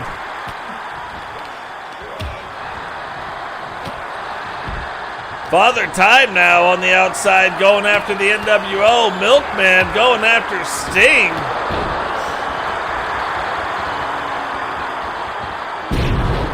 One big elbow. Thought we might have another one incoming. We did not. LA Knight playing it up to the crowd. Now gets put in the sands of time. And it is that fast. Father Time can injure Knight. You think he's just a legendary figure with nothing to do. Sands of time will tell you a little bit different. LA Knight trying to fight through it. Is he going to be able to do it? Thought he was going to tap out right there, to be fair. Did not. Sting now getting Milkman up. Giving him a pile driver. LA Knight trying to make his way back into the ring. Sting now going. Look at this. Remember, 2 sands of time, 1 Scorpion Deathlock, and now, or Death Drop, and now the Scorpion Deathlock applied to Milkman. 4 finishing moves, but what is Milkman doing? Milkman somehow fights out of that. And Sting can't even believe it. Thought he might have hit him with the splash, but does not. Does not get the splash in, and Milkman now fighting through it. I don't think Milkman even understands he was supposed to lose.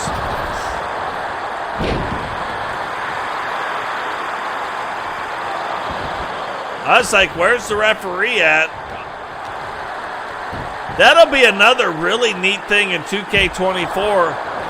I will be able to control the camera when we are doing this. So not only will we be the announcer, we will also start becoming the cameraman.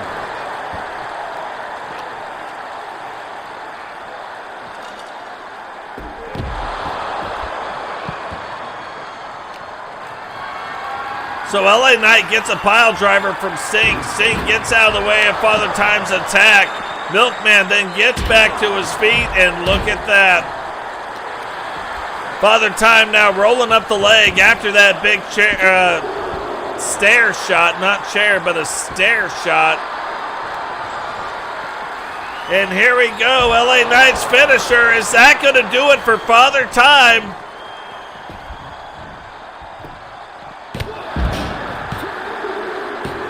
And that does do it for Father Time. LA Knight put the pin on Father Time. Kind of a, I would almost say an upset right there, with Daddy T taking the exit right away. Now down to 3 competitors. Who is going to go on? 2, 3.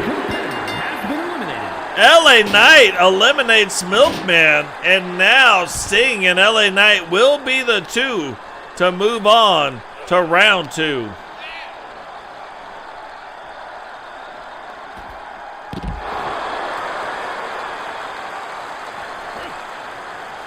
Thought LA Knight would be able to go for the pin right there, but cannot do it.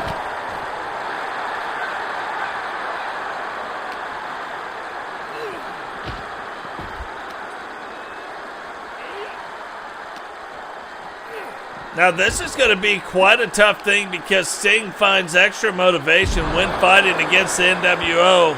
Sting for a long time was the one man standing between WCW and the NWO. LA Knight there goes, rolls the leg, 2. And thought that was going to be 3, but Sting ends up kicking out. LA Knight getting him up now. Can Sting fight his way through this and start getting back in control of the match? Referee right on top of this action.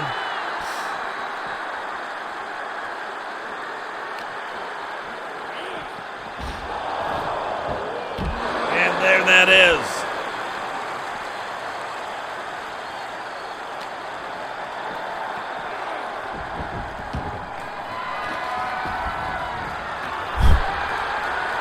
So here we go. LA Knight trying to bring in the chair. Sting, though, not having it. And a big old drop kick right to the back of the leg. Sting now setting up for his finisher. Which one is it going to be? Looks like it's going to be the Scorpion Death Drop. And there it is. Scorpion Death Drop rolls up the leg. 2, 3, and Sting refuses to lose to the New World Order. Here is your winner, the Scorpion. Guys, I cannot tell you how excited I am that we have this going on right now, that we are starting to figure out who is going to be our next king and queen of the ring.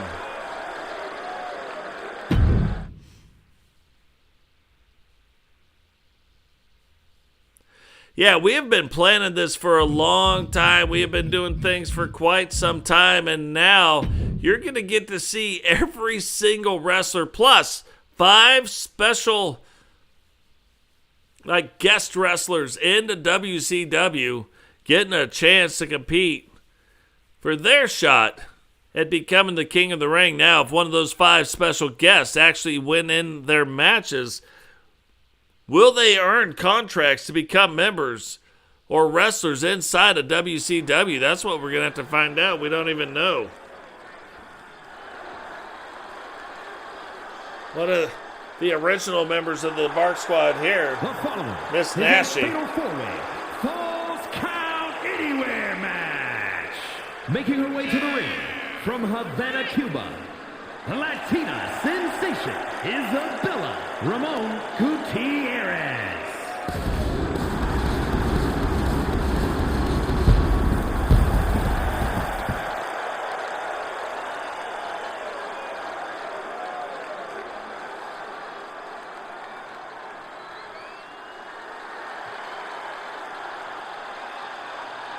And her opponents, first, from Denver, Colorado, Eve Torres. So we haven't got to see a lot of Isabella, or I don't think we've ever seen Eve Torres, but a member of WCW nonetheless making her way down to the ring. You know, when you start getting to see all the wrestlers, are they going to earn the ability or the chance or the shots to start becoming bigger parts of our television events? They have shots right now if they want to force their way into the headlines. They are getting their shots in this tournament. One of the other reasons why I really wanted, and representing the Hart Foundation from Calgary, Alberta, Canada, Bobbi Hart. one of the other reasons why I really wanted to get this tournament going, to start seeing all these guys, start seeing all these women. Who's got what, who can do what, who is willing to step up, who is going to step up and make their names known, who is going to force their way into these conversations. That's what we got to see.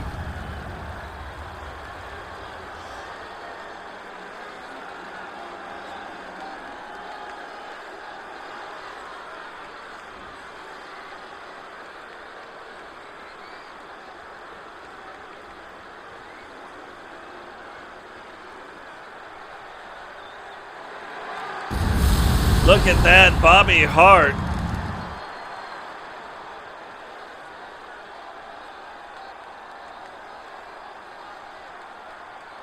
Starting to give you the old what for. That's another thing, I really expect Bobbi Hart to start stepping up here. Quite shocked. You look at season 1. She did step up, she was gone for a couple seasons, but now hasn't quite been able to get on board in the WWE. Now here in the WCW, is she going to be able to start turning that around, start making her presence a lot more known? That's what we got to wait. That's what we got to find out. That's what we're wanting to see.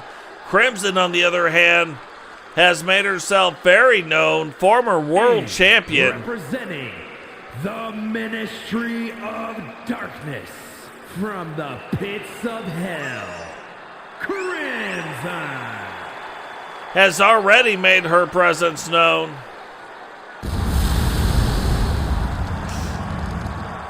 And it's kind of funny, Crimson plays a large role in my GM mode.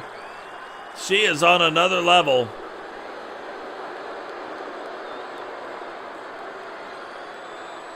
But is she going to be able to advance to the second round here tonight? Is it going to be Isabella, Eve, the two who haven't got a lot of shots? Bobbi Hart has got the shots, but is she going to be able to step up now and actually use the shots that she's been given? You're going to hear me say it almost every match. 4 very worthy wrestlers.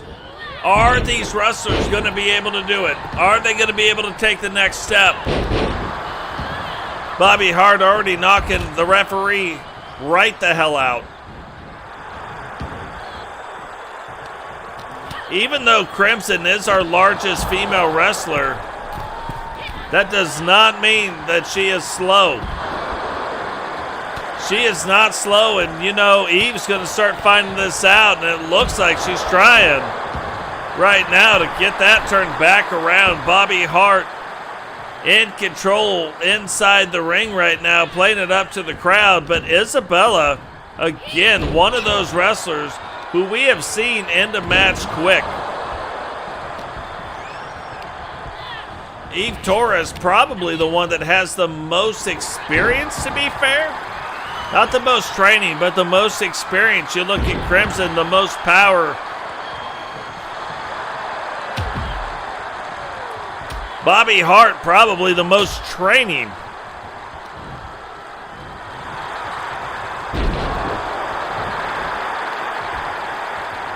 And Isabella the most speed, but look at this. Bobbi Hart right now taking it to Crimson. Can she pull off a big upset and knock Crimson out of the qualifying matches in the King of the Ring?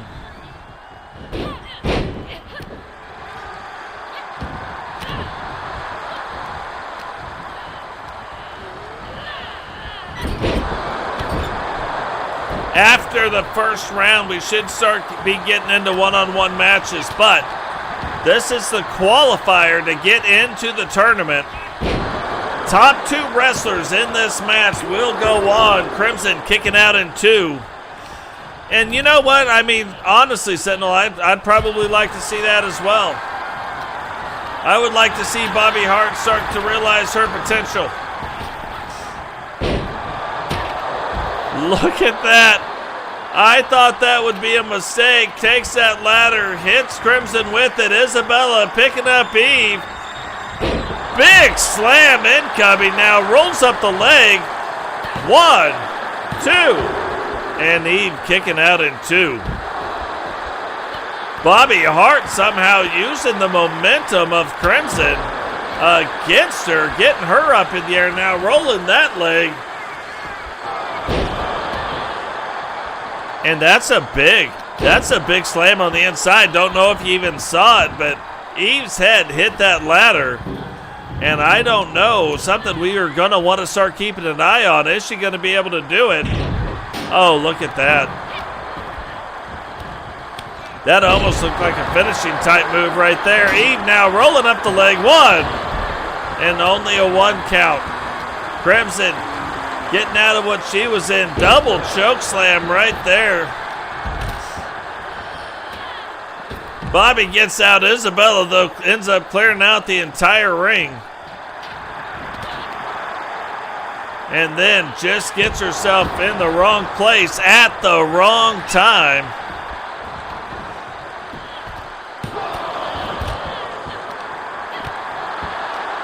And look at these guys, back and forth, back and forth, back and forth. Isabella now getting Bobbi Hart. Thought that might do it for Bobbi right there. Crimson stopped herself from going into the ring and now gets it flipped back around. But to no avail right there.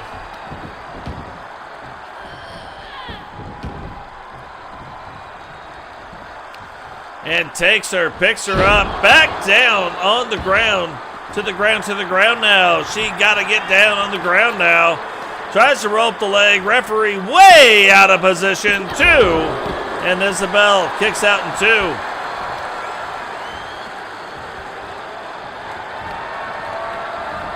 Rutro Raggy thought she was going to get the choke slam. She gets it turned back around. Bobbi Hart rolling up the leg. 2.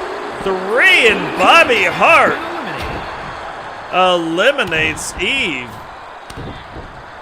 Torres.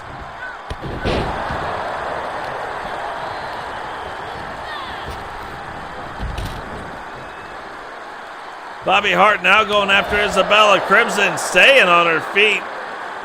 Isabella getting knocked up against.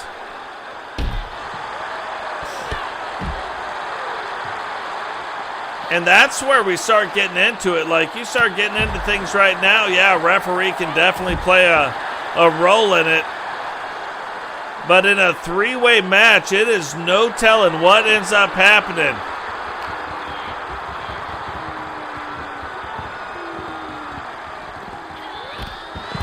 Double backbreaker. Bobbi, the first to come out of it, throws Crimson into the ring. Tries to go after Isabella. Isabella fights through it, gets her up. Starts putting pressure on that lower back right there. Crimson now with the stop sign. Probably going to try to get her to knock it off right now. Bobbi Hart fights through it. And Bobbi Hart fought through it just enough to knock that stop sign out of Crimson's hands.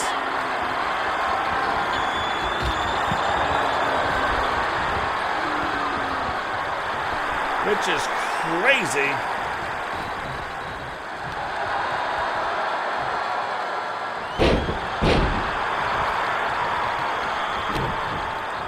And now Crimson, Bobbi Hart on the inside of the ring. Isabella wisely staying on the outside. 2 feet to the side of the head. Called Crimson in the morning. Gets her though. Tries to pick her up. Bobbi fights through it, but look who got in the ring just in the nick of time. Big slam. Thought she was going to go for it. Started to go for it, but Crimson kind of wisely backs off, letting those two go at it now. Takes advantage of the situation, throws Isabella out of the ring, is put in place to take advantage of this with Bobbi Hart. Isabella picking up those stairs, but those stairs are just about as big as she is.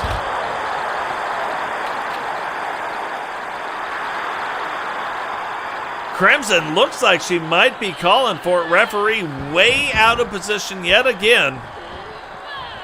And now all competitors thrown back in the ring. Isabella's, though, kind of keeping her distance briefly. Rolls up the leg. 1.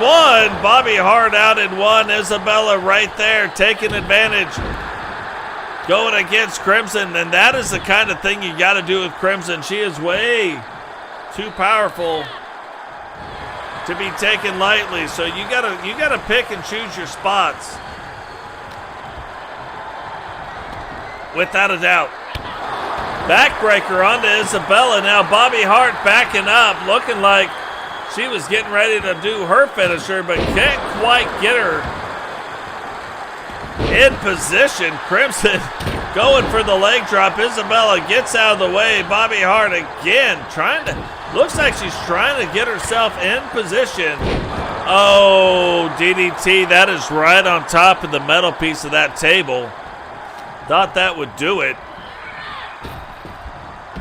Throws her out. Crimson trying to get in position to do the sneak attack.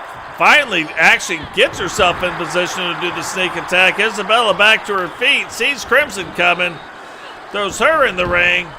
Takes Bobbi Hart, throws her in the ring. Referee gets back in the ring. Isabella now in the ring. Everybody wants to be back in the ring. And here we go. Big choke slam incoming.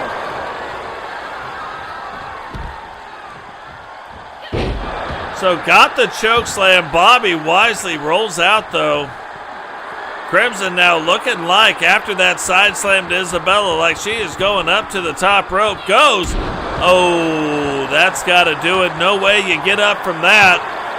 2, 3, and Crimson eliminates Isabella.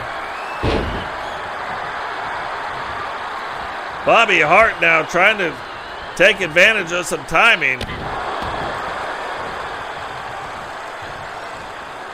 And can she come away with the win right here on Crimson?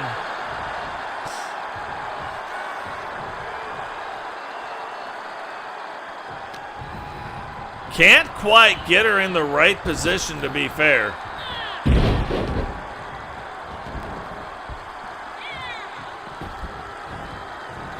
Oh, gets her spear. That might do it.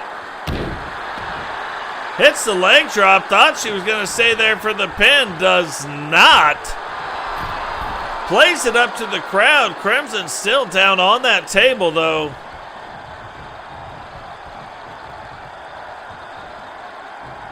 Oh. Again.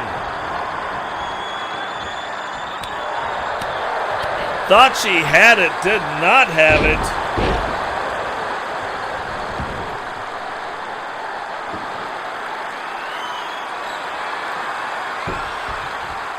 Did not have it. Now has a baseball bat. Trying to do some things with the baseball bat.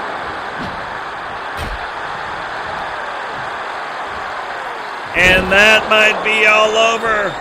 But the crying chokeslam onto the table. And 3, Crimson will walk away as the winner of this match. But Bobbi Hart and Crimson advance.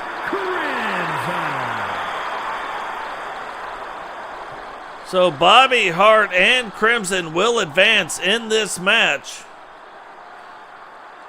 But wow, what a great match. Great show from Bobbi Hart. Of course, amazing show from Crimson, walking away the winner. But Bobbi Hart starting to show why she was in the match. Now check out the state of this. One of the big old Walters brothers, Brutus Walters, going up against JP, Rey Mysterio, and Diamond Dallas Page. How are these guys going to even start lining up? How are these guys going to start going after one another? We're going to find out here in just a minute.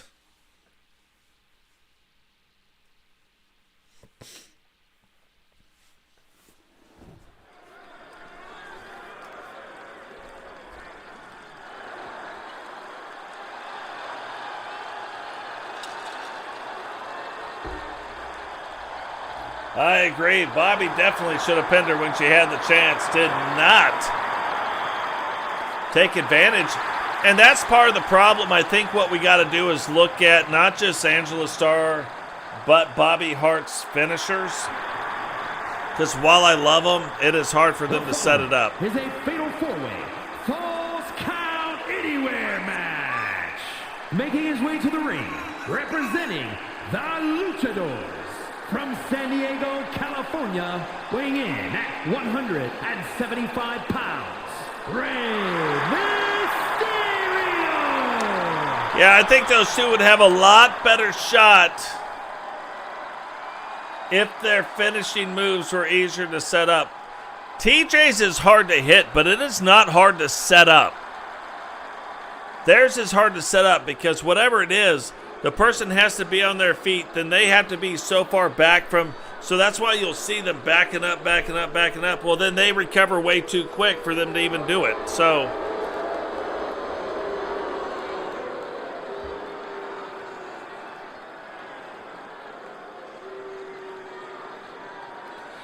Jade now making his way down the ring, JP carrying. And his opponents, first, representing the Bikers. From Salt Lake City, Utah, weighing in at 177 pounds, the Super Extreme Champion, Jaden the Wick Palmer. So the GC Rock Survival Champion, Nostalgic Belt, JP, the current champion of, can he advance tonight and get himself into the King of the Ring tournament?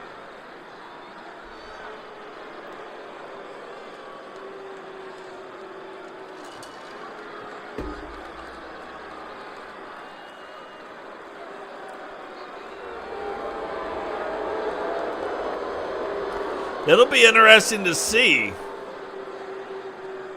if you can become the greatest champion ever. If you can defend that belt. Not an easy belt to defend.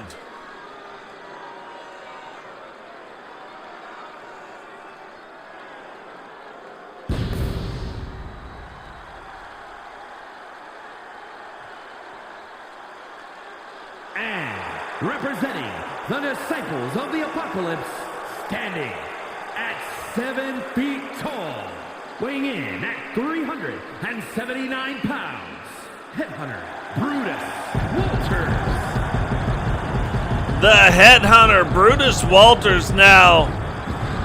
Yeah, it is. No, it is. You're tough. You're tough, though. It'll be interesting to see. But Brutus Walters now making his way down to the ring. You know, we don't see a lot of the Walters brothers, but they have been and defended the WCW World Tag Team Championship title belts. Now getting his shot more in the singles department. Is he going to be able to do that, or is he going to have to maybe check out a nap, start swiping right? Maybe singles isn't for him, you know what I mean?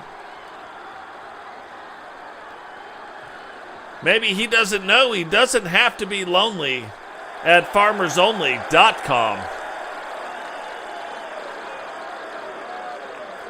But still, very interesting thing. Like, you look at the necklace around his neck, reminds you of Brutus and Walter. Not the Walters brothers, but the old Brutus and Walter. At one point, the Fiend had those necklaces around their neck as well. Now, Brutus Walters and Wade War Walters have those around their neck. Have not seen Brutus or Walter. I wonder if that's going to be something maybe in 2K24 Season 7, if that starts playing itself out a little bit. Definitely going to have to keep an eye on that.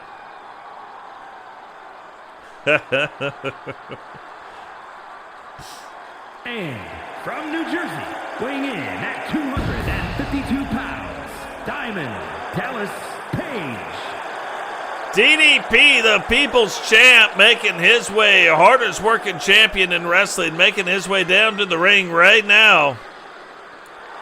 Getting his shot at the King of the Ring crown. Will he be able to advance here tonight? Or is it going to be one of the other three competitors?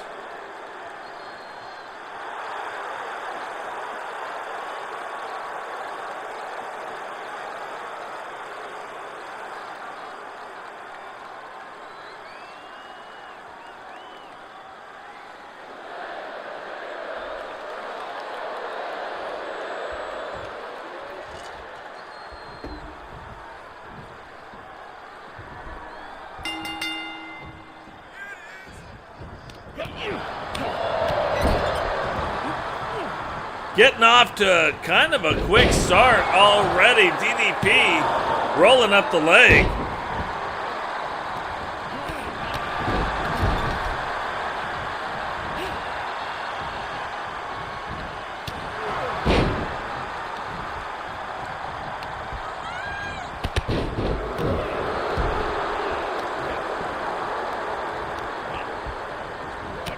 DDP pushing him off now, but look at Brutus, and that's really going to be the thing, like almost the thing we really got to start watching out for. While DDP, also larger himself, kind of really watching how are these other three competitors going to handle one of the Walter brothers. That's what we got to keep an eye on. Rey Mysterio, man, going after DDP outside on that red carpet. You know, that red carpet does not feel very well. It is worse than the thin rubber that is on the ground. But look at JP using every single inch of this arena, trying to stay one step ahead of Brutus Walters. DDP now getting a hold of Rey Mysterio, starting to get things turned around, but Rey not having it. And Brutus Walters picks up JP, takes him off that top rope. He's starting to use that arena, but starting to use it as a weapon.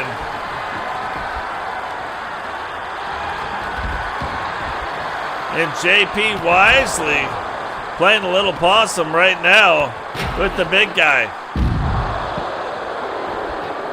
Now rolls up Rey Mysterio's leg, and already getting a 2 count on Rey Mysterio.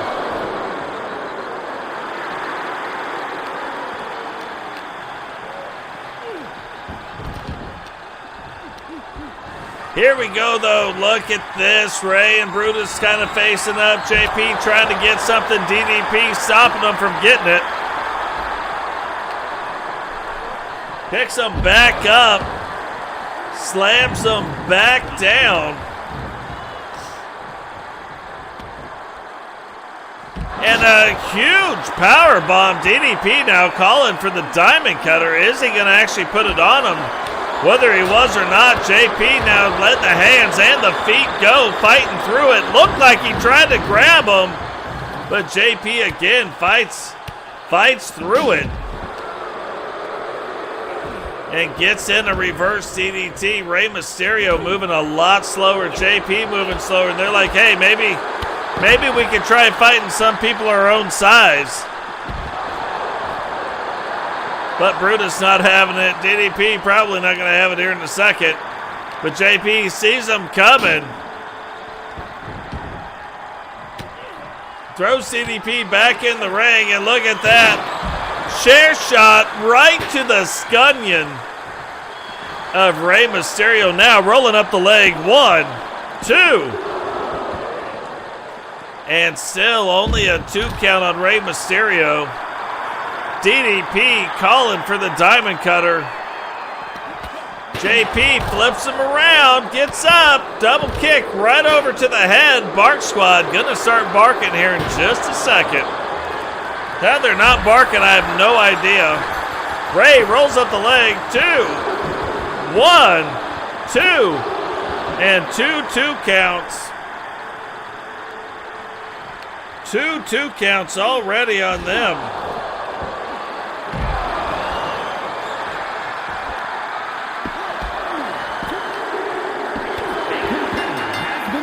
And I did not even see that coming. But it looks like DDP just eliminated JP in a huge upset. I really thought we were going to see JP in the finals of this tournament, to be fair.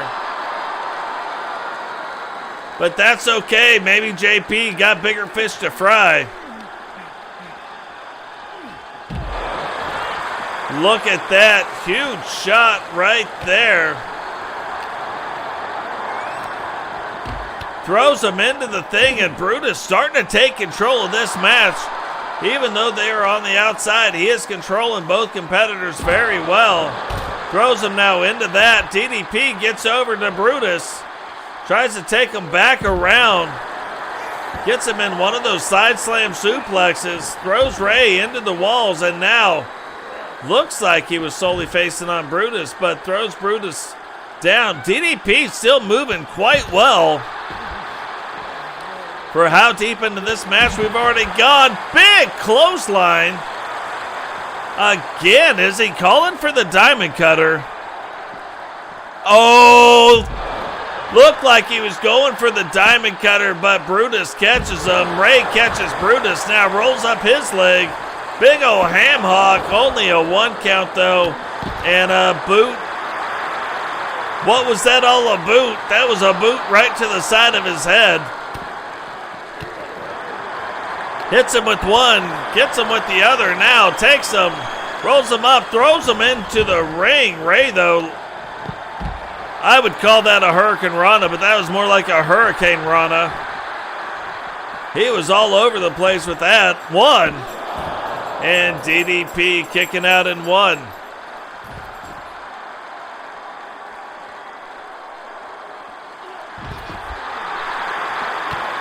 Look at that. 2 arms going through, and I think these guys end up saving themselves from the diamond cutter.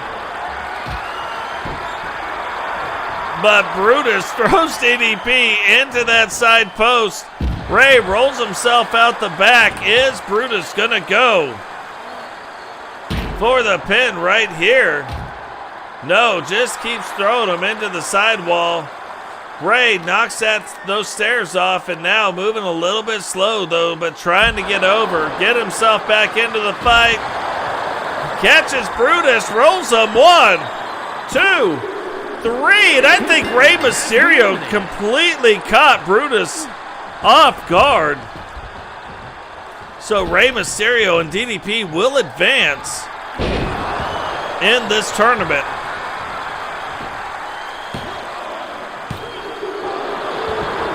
And Rey Mysterio now kicking out in 2. What is going on? McWayne, welcome to the stream, brother. DDP now splitting Rey Mysterio open. Rey Mysterio fighting through. That's another thing. 2K24 blood will be on another level. You will start seeing it on the chest. You will start seeing it stain the mat. You will see it stain the outside. It will smear. It'll be crazy. The worse it gets, the worse it gets. For real. DDP now throws Rey Mysterio on the outside. Who is going to come out on top of this? We know that they both. Whoa. He went for the cutter. Rey, though, caught him. Flipped him up. Put him back down. I don't think he expected him to get back up that fast. DDP now drops him down to the ground. And now smashes Ray right into it again. Which one of them is going to win this match? No idea. Round and round they go. Where they stop, apparently only the two of those guys know. Ray puts them back into the ring. Is that meaning? It looks like it's incoming. Ray, is he going to springboard it? He does. Hurricane Rana. Is he going to get in the 619? Gets him again. 2 feet. No, taking it up top. Looks like he might be trying to frog splash him. There it is. Ray might have just won this match. 1, 2, 3. And Rey Mysterio pins Diamond Dallas Page to kind of take on some of this momentum.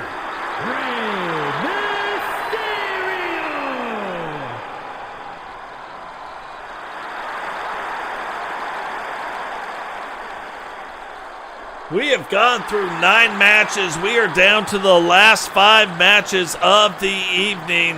What we are going to do right here, take a quick pause, a quick 5-minute break. Let the voice kind of get back into it, and we will be right back.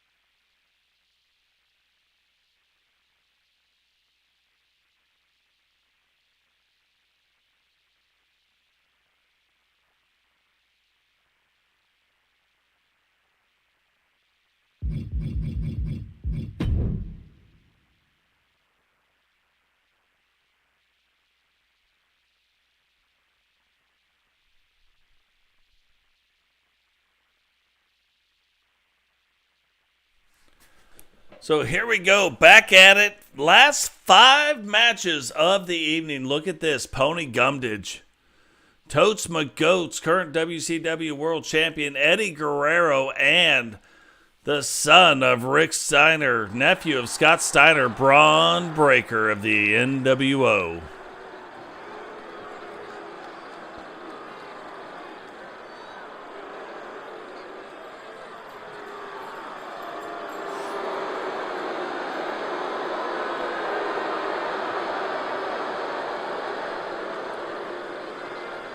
The following contest is a fatal 4-way Falls Count Anywhere match. Making his way to the ring, representing the Luchadors from El Paso, Texas, weighing in at 205 pounds, Eddie Guerrero.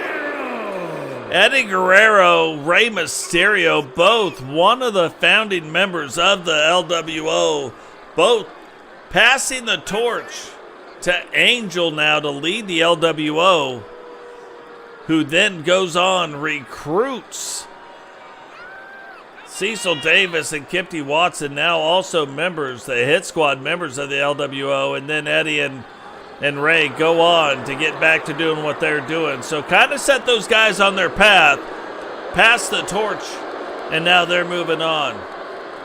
Whatever happens with the LWO will be on Angel and the Hit Squad, but can Eddie Guerrero advance tonight in the King of the Ring tournament?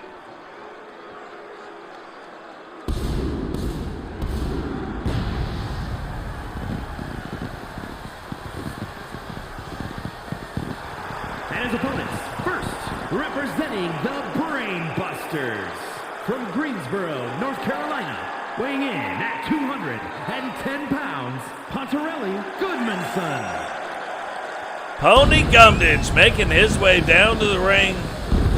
Currently one of the smaller wrestlers in WCW, carrying the TSW shirt right there. But is he going to be able to step up tonight and make it through this match? Not going to be an easy match. You're looking at the WCW World Champion, the former NXT World Champion, now member of the NWO, Braun Breaker, and of course another former World Champion in the WWE and Eddie Guerrero.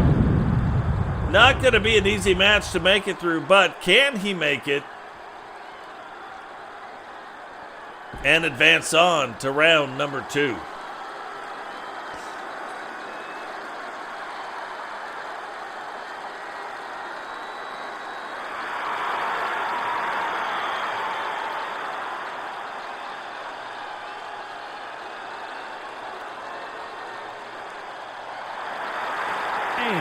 Representing the NWO from Woodstock, Georgia, weighing in at 230 pounds, Braun Breaker.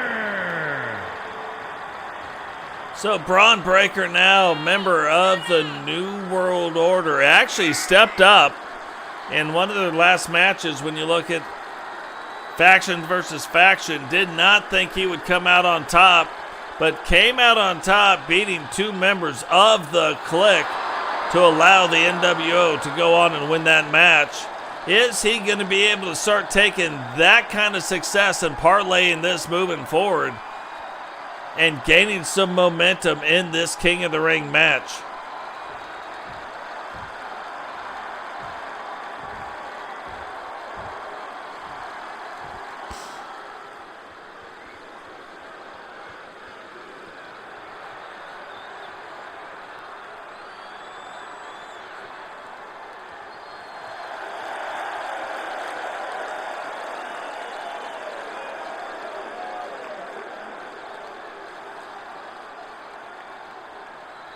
And representing the 4 Horsemen From Huntsville, Alabama, weighing in at 257 pounds, the WCW World Heavyweight Champion, Frank D. Totes McGoats now making his way down to the ring, just coming off an epic battle with Blackheart, another member of this channel, for the WCW World Championship.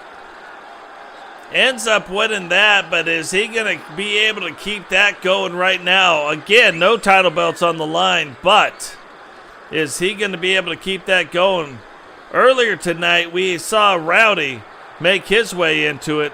We've seen Eagle Star make his way into it. Will the third member of the Four Horsemen make it in, advancing to the next round of this King of the Ring tournament here tonight?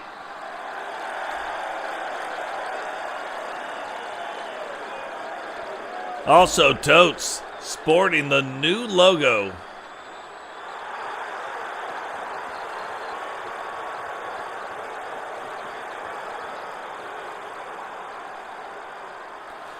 All four competitors now made their way down to the ring. Which two will go on to advance in this tournament?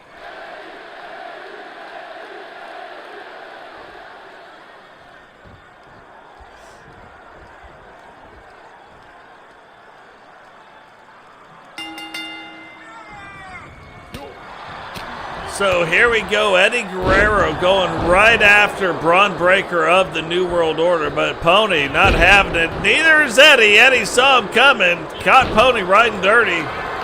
Now has Pony, Braun Breaker, and Totes facing off, and Eddie going after the arm of Pony Gumditson. Braun Breaker trying to get it going, but look at this. This is typically how it goes in the beginning of all these matches, and it's kind of crazy that all 14 of the matches are the exact same as far as 4-on-4, and really getting a chance to look at all the wrestlers. If you were wondering who is in WCW between day 1 and day 2 of the King of the Ring tournament, you are going to see every single one of them.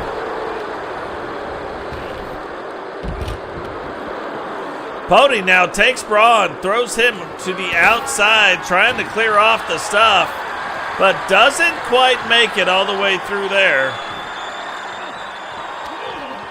Not sure where Braun thought he was taking him. Totes has Eddie in an ankle lock, but Eddie fights through it, flips Totes out of there.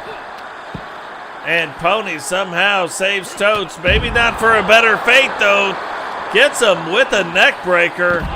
And then Pony pays the price. That just goes to show you that no good undeed will go unpunished.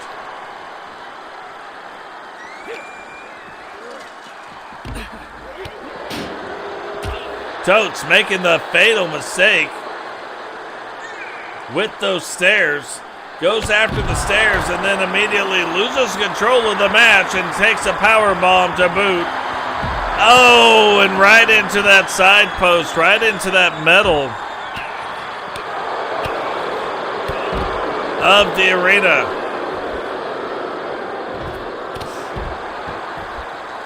And it's just funny, you look at how big this ring is, how big the ring area is, and all four people right next to each other, not even taking a little bit of time to separate themselves. The referee, very slow count on Eddie Guerrero. And that's going to start making you wonder, like, is somebody paying off the referee or are they not? Huge spear. Maybe Totes is paying her off. 2. And the world champion kicks out of that spear in 2. Pony Gumditch hitting the neck breaker. Totes getting Eddie. Now throwing him back into the ring. Totes and Braun putting the old double team DDT on. Eddie Guerrero thought he was going to get a piece of Braun Breaker. Totes said no, but so Eddie gets a piece of Totes instead.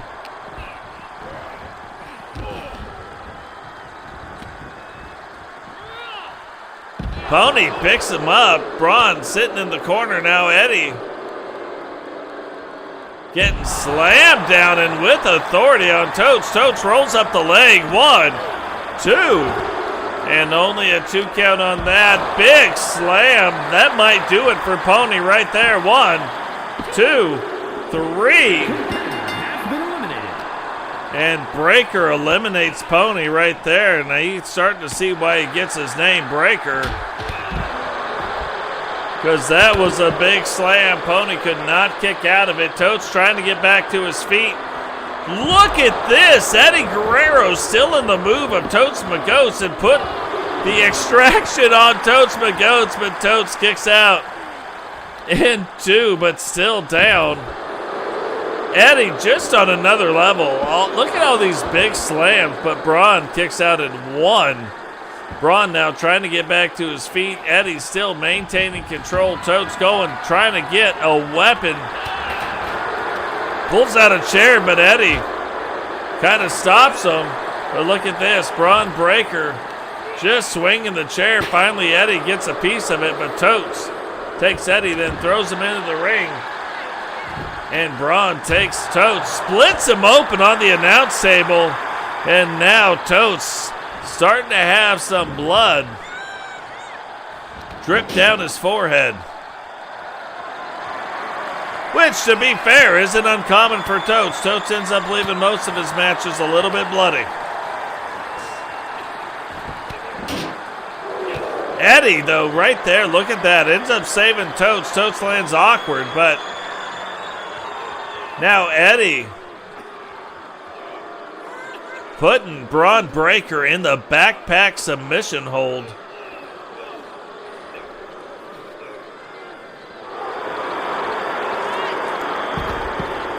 And Braun fighting through it.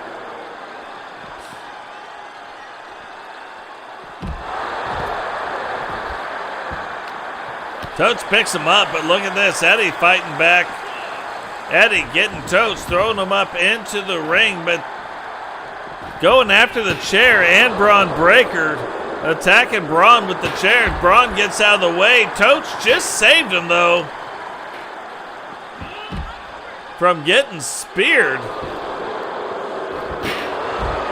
but did not save him from a chair shot. So chair looking like it has seen better days.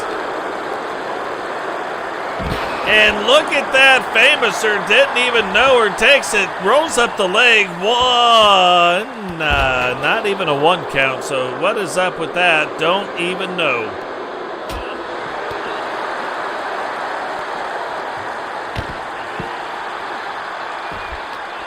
Totes thought he was going to get the worst end of this, but look, there it is again. Crazy. Reverse face DDT. Blood, though, still rolling down. Gets Eddie up in the extraction. That should do it for Eddie. 1, 2. And look at that. There's not too many people that could have did it, but Eddie did do it. Kicks out of the extraction. No extraction today. Totes still going after Braun. Gets the chair. And doesn't work. Braun then takes him, uses that top rope against him. Eddie now starting to recover. And it's funny, you saw what Eddie just did on the outside of the ring in 2K24. That is actually one of the comeback type maneuvers where there will be multiple different ways to do it, but that is, I am very sure, what Eddie's will look like. Look at this. Eddie gets him, takes him, rolls him back. Whips him around. Is he going to be able to do that and now use this to his advantage and eliminate Braun Breaker? Totes still down on the ground. Eddie misses that. Braun right on top of the action.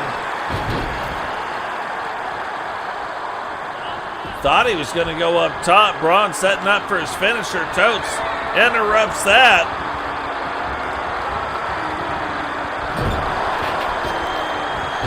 And look at this, just to prove that no good deed goes unpunished. Totes ends up taking a big move from Eddie. Totes trying to get to his feet, but can't. Braun Breaker now. That might be all over for Totes. Look at the The state of that power bomb. Braun Breaker now setting up for his finisher. Gets him. Picks him up. Huge slam incoming. Hits him with Totes. That might do it for Totes right there. 1, 2. And somehow Totes McGoats kicks out of that move from Braun Breaker. Eddie hits Braun with the chair. Jacks him all kinds of up. Totes trying to get back. Eddie slams him down again on that chair. And now Totes trying to take advantage right here. Big slam. Will he go for the pin? No. Grabs Braun instead. Whips Braun into the ropes. Gets some huge slam. Rolls the leg. 1, 2. And Braun kicks out in 2. Totes can't even believe it. Eddie thought he would go for Braun Breaker, but does not. Instead, going after Totes McGoats after that huge slam that Totes just put him in. Looked like he was going for something, but Totes gets him again. Braun now going for Totes' baseball bat. Is he going to use Totes' baseball bat against him? Can Eddie hold on and not tap out? Referee right on top of the action. Referee fights, or Eddie fights through it. Totes gets hit with his own baseball bat. Pretty ticked off right now, I am sure. But Braun, look, he keeps fighting through it.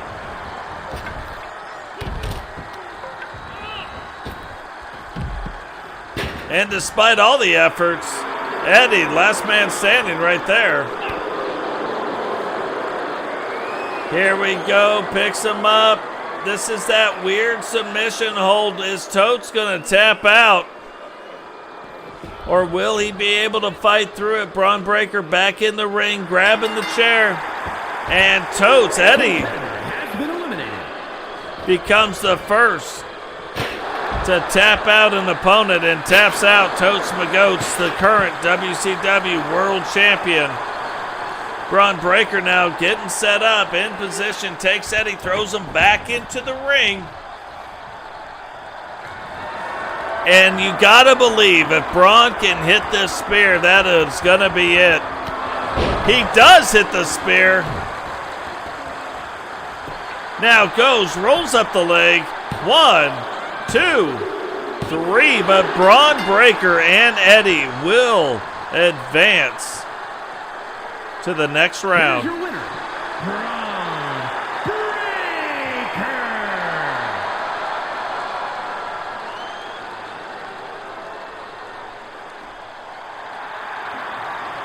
Braun Breaker of the NWO taking what he has done so far, using that last match that he had, kind of parlaying it into some new things. Braun Breaker might be one of those in WCW folks that is on the rise. Now the last match for the women happening right here.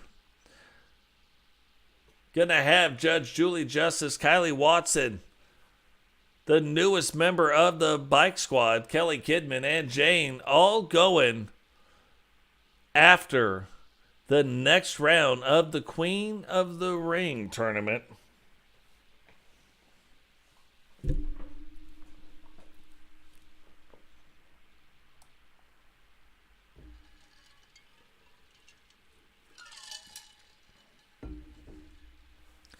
Yeah, it's kind of weird. Like Eddie, I think he got the respect he deserved in WWE, but not in WCW. I don't think it ever really came to fruition. But when he moved on to the WWE, actually started becoming the world champion, getting his world title shots, doing a lot of stuff, actually elevating some other wrestlers as well.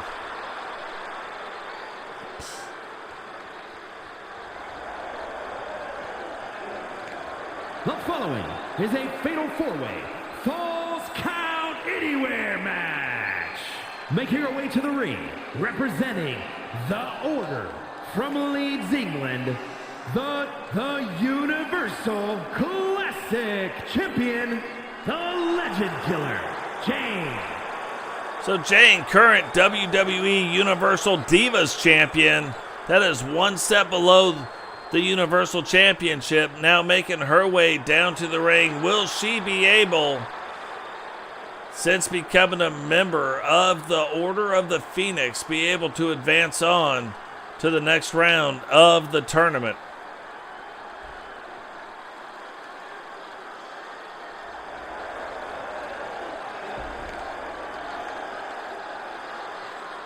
Yeah, it'll be interesting to see what the judge can do now that she's away from the Four Horsewomen. Is she going to be able to go on too and kind of carve out her niche? Carve her way out. Now, was a former world champion, but is she going to be able to get back to that level without the group behind her? That is what remains to be seen. First, representing the Authority from Stillwater, one half of the WCW Women's World Tag Team Champions, the Judge, Julie Justice.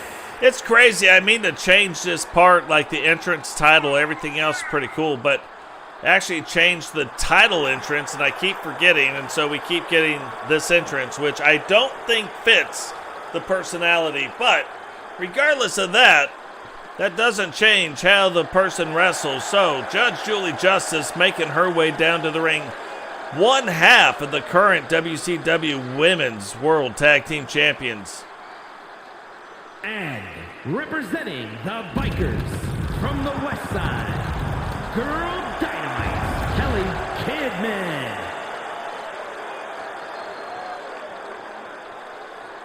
Kelly Kidman already seeing some success, got recruited in by Witcher, now a member of the Bikers.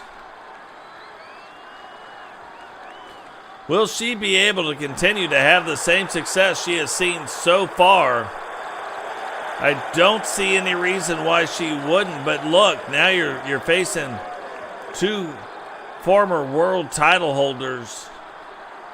So this is not going to be an easy match to actually progress in. And then another former tag team champion in Kylie Watson. So not an easy match for any of these women. Will be interesting to see who can come out on top tonight. And representing the NWO from Austin, Texas, Kitty Watson.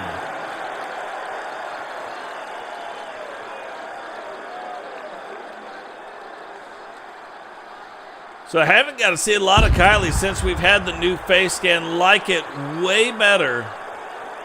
Will not be shocked if we start seeing more and more of her in the future, getting some of the singles title shots.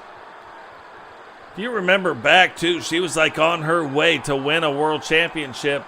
Kind of got derailed a little bit by an injury. Never quite made it back to that, but will that start to change?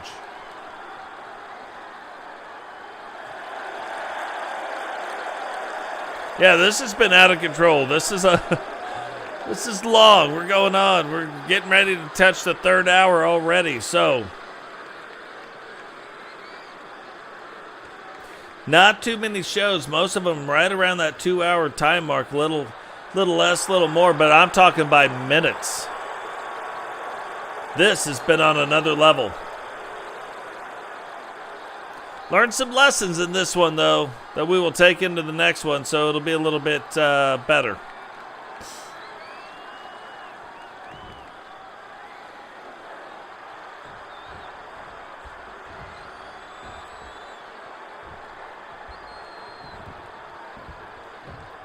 So here we go. Will the New World Order or the Order of the Phoenix be able to progress through here? A couple tag team champions in this match. But you look at the judge, and she has won not just world tag team titles, but she's also won world titles. So have to see how it goes. Jane, though, quick to take advantage of that. Kylie kind of stunned and dazed a little bit by the judge. Kelly Kidman, though, making sure she gets in her shots, and then the judge showing that her timing is typically impeccable.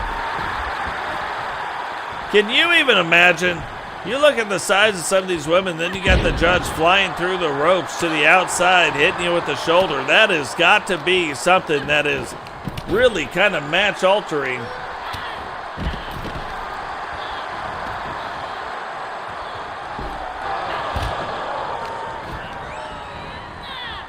Referee, you got to start hoping, gets in better positions quicker. Kylie started to play it up. Wrong move, though. Jane saw it coming, got it up to her feet pretty quick, and the judge in control on the outside. And it kind of makes you wonder if the two former members of the Four Horsewomen aren't going to come out on top of this match. And then if so, why did they break up?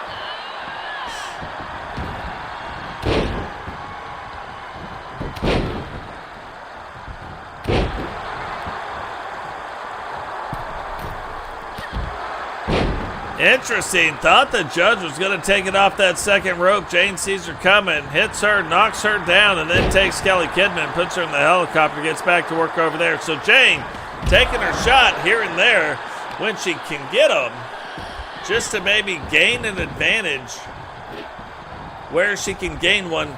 Maybe not right now in the match, but just a little bit later on in the match.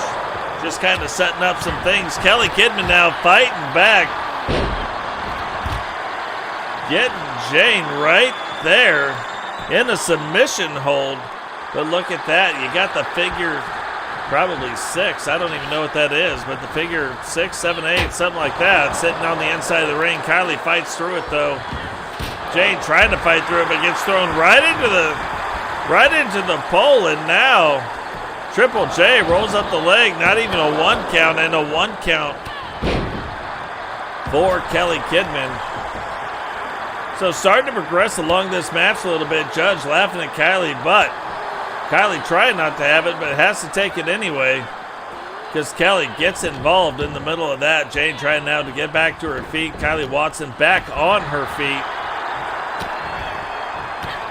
but didn't see the judge. Judge got sent in right behind her. Jumping neck breaker.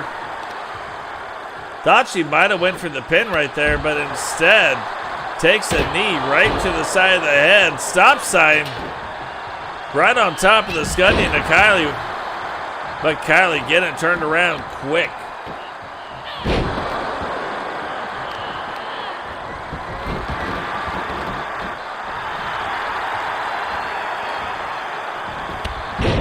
All the women trying to get back on their feet now.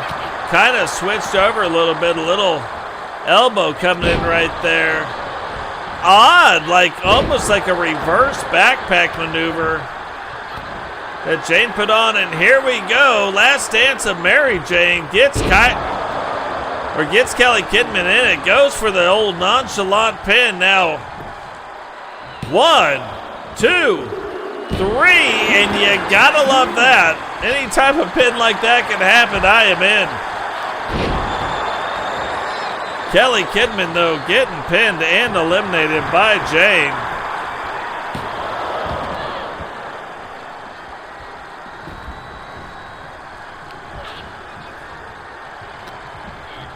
And then there were 3. So one of these 3, or 2 of these 3, will advance on to the second round of the Queen of the Ring tournament.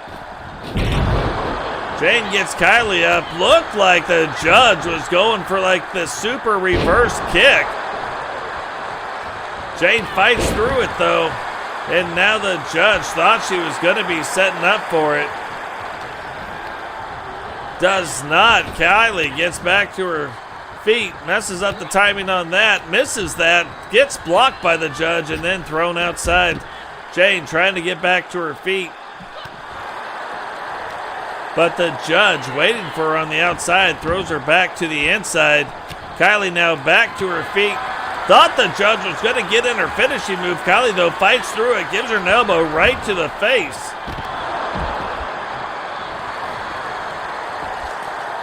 Gets the leg rolled up, too. 3, and look at this. Jane not only pins Kelly Kidman, but then goes on to pin Kylie Watson as well. So now it is down to just 2. Both of these women will advance in the Queen of the Ring tournament. Oh, that is a huge slam. Rolls up the leg. That has got to be it. 1, 2, and somehow former Four Horsewomen going back and forth, and the judge kicks out. Jane throws her back in the ring, though. Gets the stop sign. Is she going to use the stop sign against her? Tries. Rolls out of the way. But look at this. Jane, I thought she was right there. Judge, just a little bit quicker, picks her up now and takes her all the way from inside the ring to outside the ring. Powerbomb. And Jane somehow recovers super quick. Double choke slam.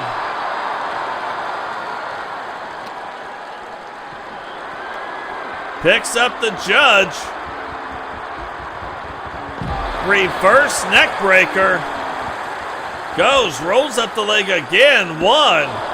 And still only a 1 count. That has got to be very disheartening.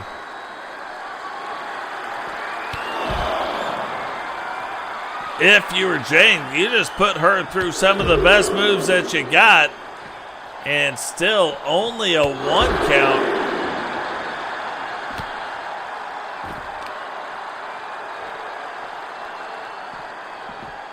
Picks her up, throws her again. Judge trying to fight through some things, but not able to do it.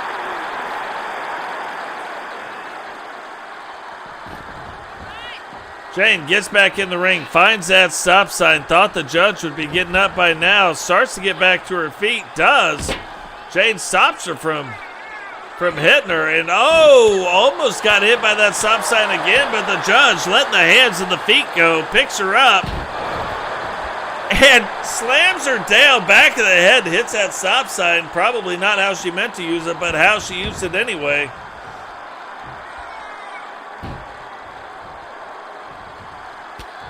And look at these two go at it. You knew at some point these two were going to have to go at it.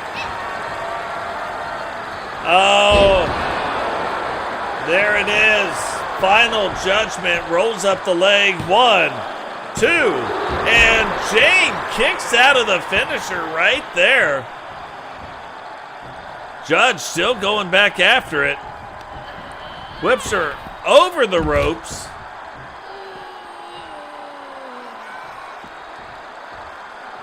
You can hear the grunting and moaning from what's going on. Whips her back in.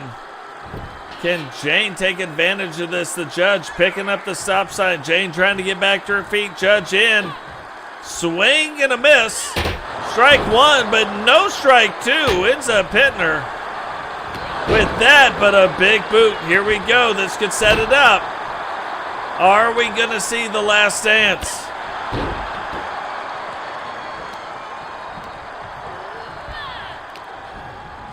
Is the last dance incoming?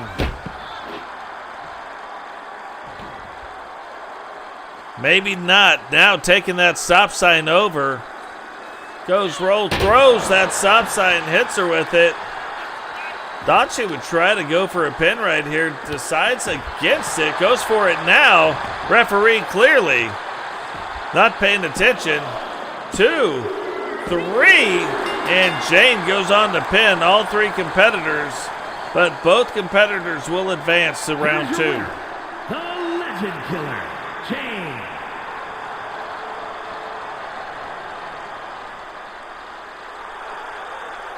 So Jane goes on, ends up winning the Divas belt, and since then has been on some kind of a roll. Has not lost the belt, hasn't really been losing matches.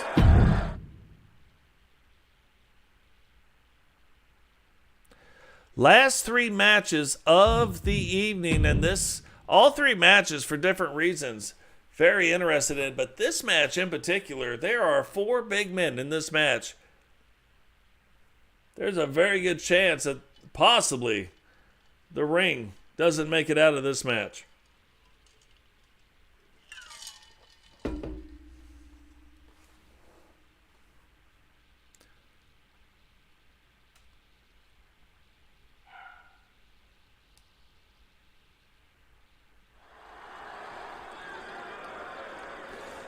Guys, while we got a second, remember, drop a like on the video, subscribe if you're new, turn on the bell notification so you don't miss any time we go live. Is a fatal four-way Falls Count Anywhere match. Making his way to the ring, representing the NWO from South Carolina, weighing in at 383 pounds, the Giant. The Giant representing the NWO, making his way down to the ring right now. One of the largest men in wrestling. Will the Giant, who has wanted to take on all the big men, will get a shot at taking 3 of them on right here. Will he be able to prove his point in this match and prove he is the best big man in our business?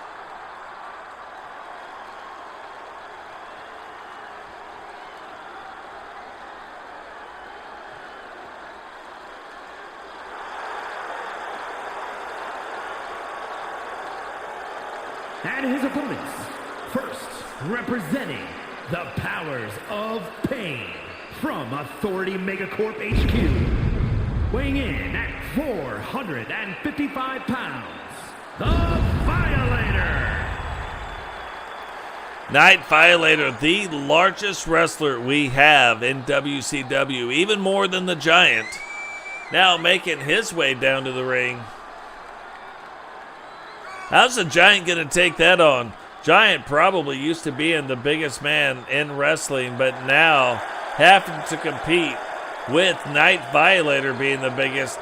Both men will be in this match, and at some point they will be facing off against each other.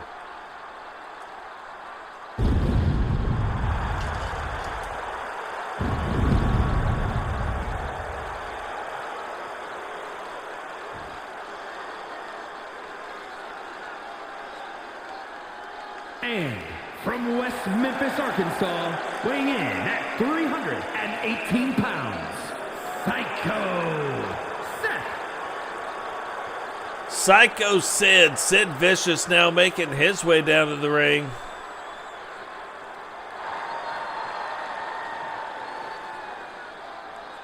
Always thought Psycho Sid would be a world champion, kind of like in the mold of a Hulk Hogan, where he goes on, he's the world champion for a long time. But the crazy thing is, like every time he started to get that shot, something would happen.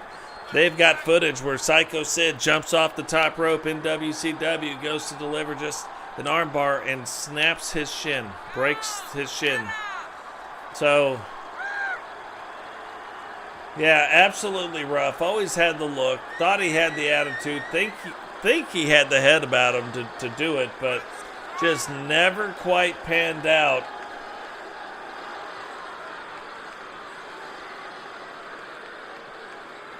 To where he could carry the company as the world champion.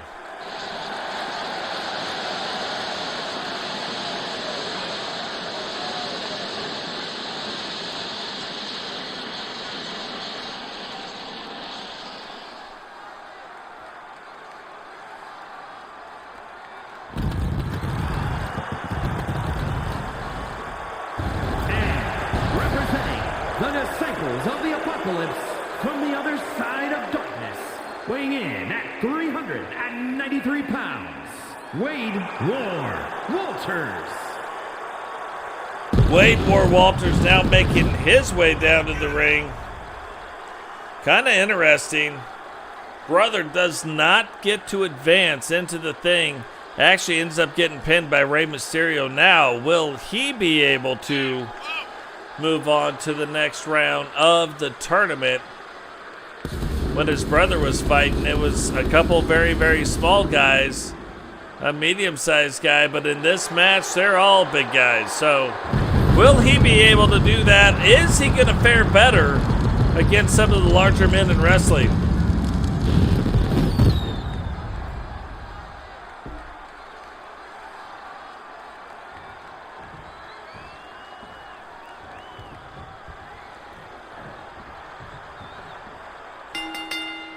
So here we go. If you didn't know how big or how little These men really were. Look at the referee. That's about all you need to see.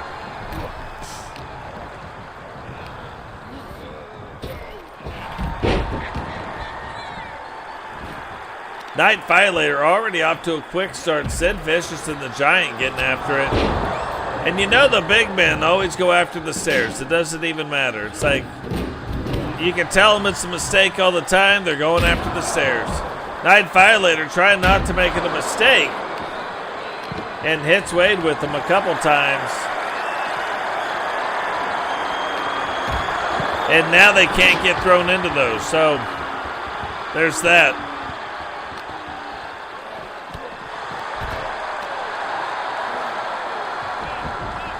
The Giant now throwing Sid Vicious back into the ring, kind of calling for it. Sid, though, probably one of the quicker wrestlers that is going to be in this particular match. Not a quick wrestler by any stretch, but in this match, probably one of the quicker wrestlers in the ring right now. Again, going after the stairs. Giant just sits back, waits for him, kicks the stairs out of his hand. Throws him down, and you can see the back of his head hit it, but looks like Sid is okay, continuing to wrestle. Huge slam on old WWW. WadeWarWalters.com.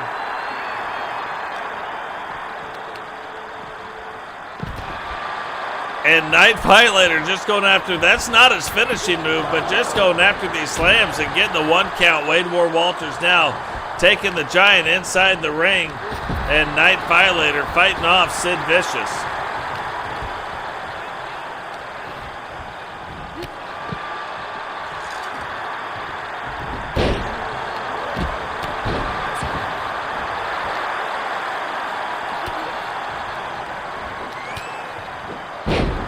Every time you think one of these guys is going to be getting the advantage on the other one, you find out that they're not. They fight through it and get things turned back around. Now the Giant trying to fight and get things turned around. But Wade knocks the Giant into the corner, and now that's what you got to watch out for. When those two big guys get in the corner, any two big guys for that matter, but if any of these guys get in the corner, could end up taking out the whole ring.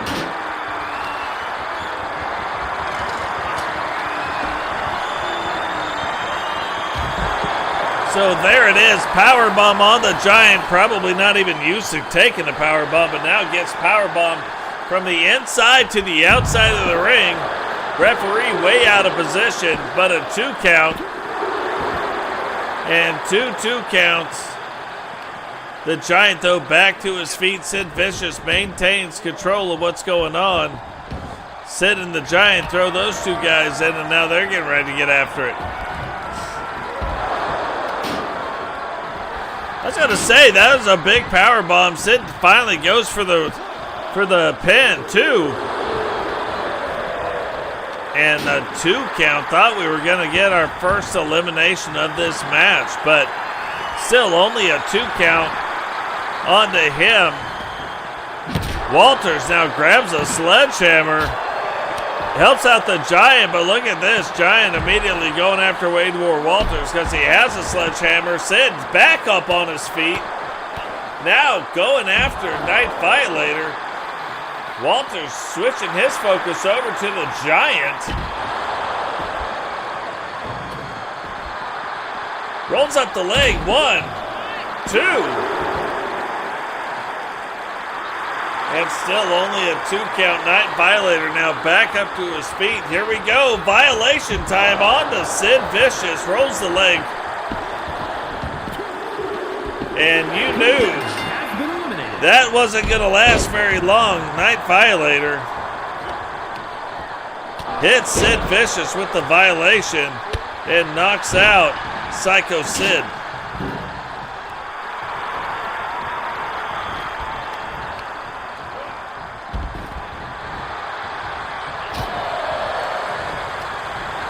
Not sure, and I don't know how you'd miss it, but Night Violator, I don't think saw the Giant.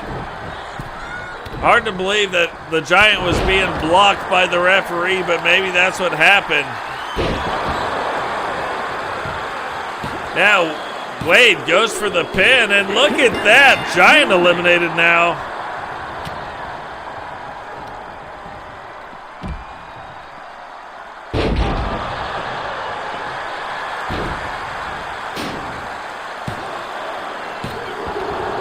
And I thought that would do it right there, but turns out it doesn't do it. Night Violator still fighting through it.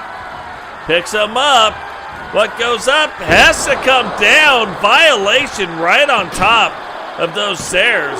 And how does Wade War Walters even kick out of that? That is unbelievably ridiculous.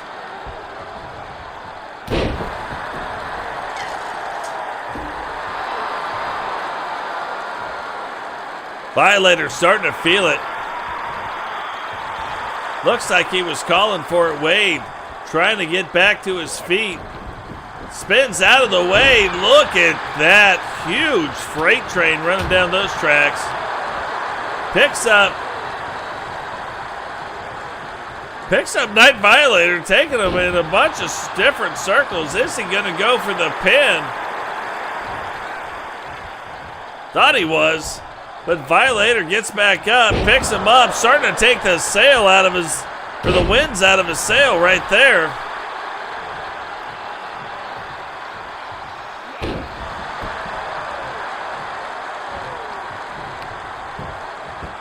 And now going for the quick choke. Wade fighting through it, now getting on to the outside. Remember, it doesn't matter if you're on the outside or not. Everything legal right now. Hits him with the stairs.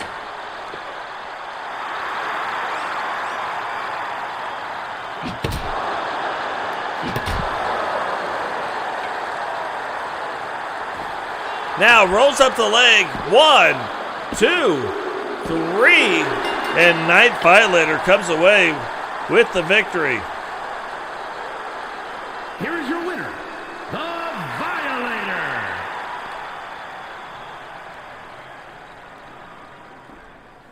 So now, here we go. Night Violator hasn't had a lot of success, to be fair. But now, maybe starting to see a little bit of success in the WCW.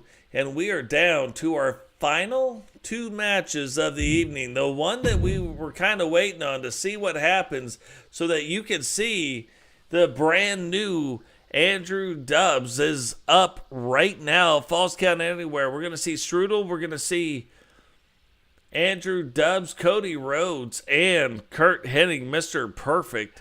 Which 2 are going to take that next step? Which 2 are going to find their way into round 2 of this tournament? Which 2 are going to maybe start to realize their King of the Ring dreams?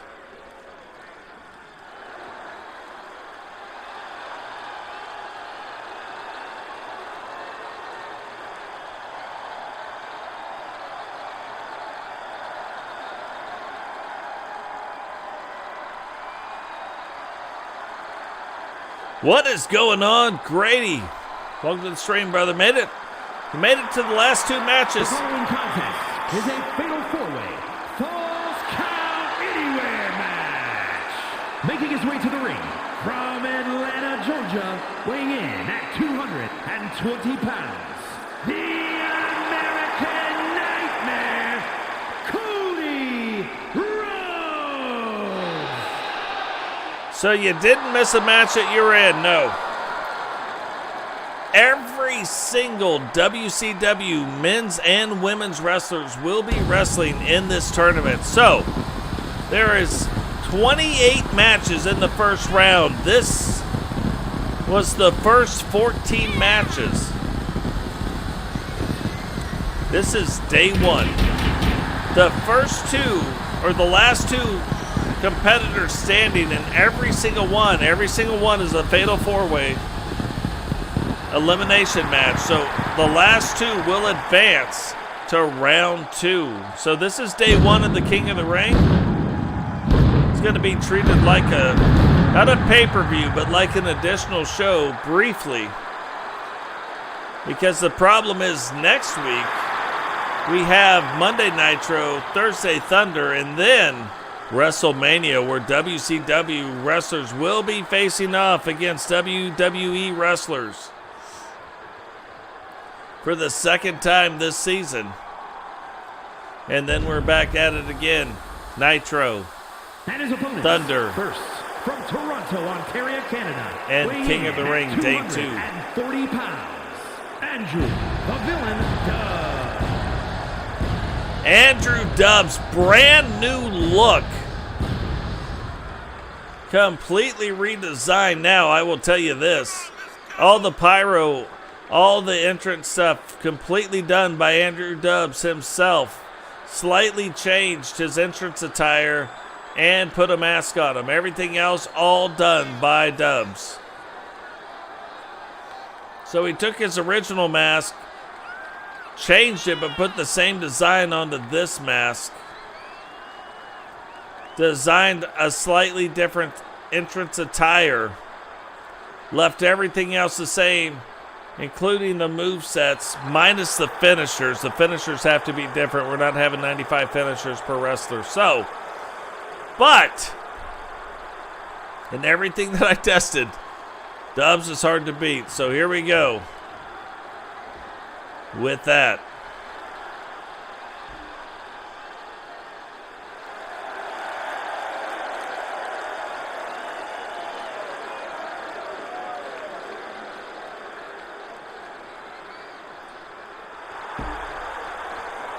Great, or Digital is talking about,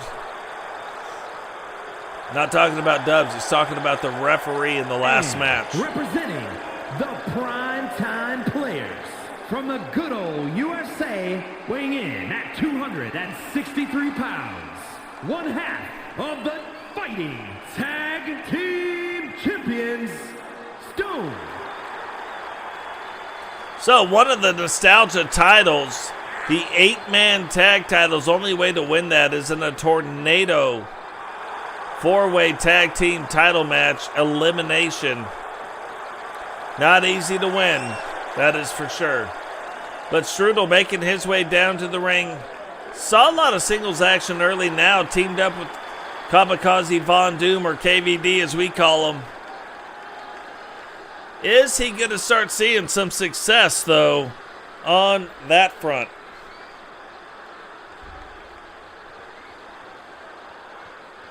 Last two matches of the evening. And from Robbinsdale, Minnesota, weighing in at 261 pounds, Mr. Perfect, Curt Hennig.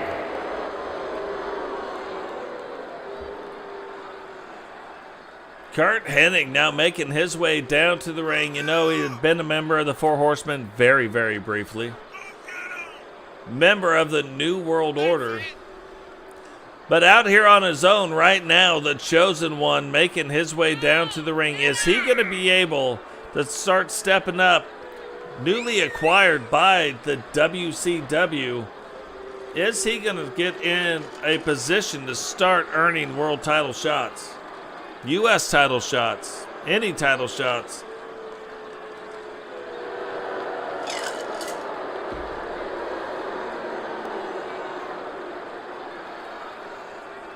Kind of like what we did with Hogan, a very updated look for Curt Hennig.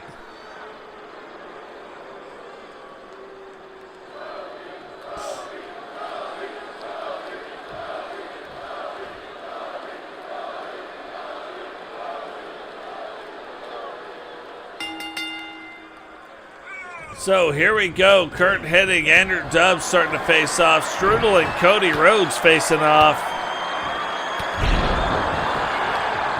And I'm telling you, keep an eye on old Andrew Dubs.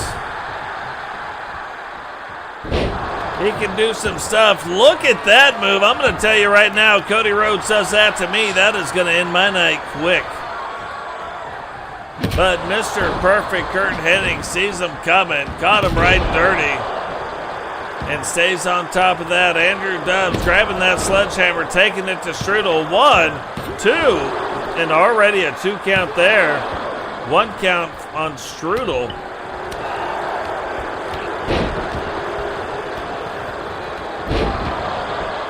And Cody Rhodes trying to get his bearings about him. Hennig now gets those steps. Again, typically a fatal flaw in your plan. Going after those steel steps, that puts you in a bad spot. Strudel takes advantage of it and has Curt Hennig already in that lower back bear hug.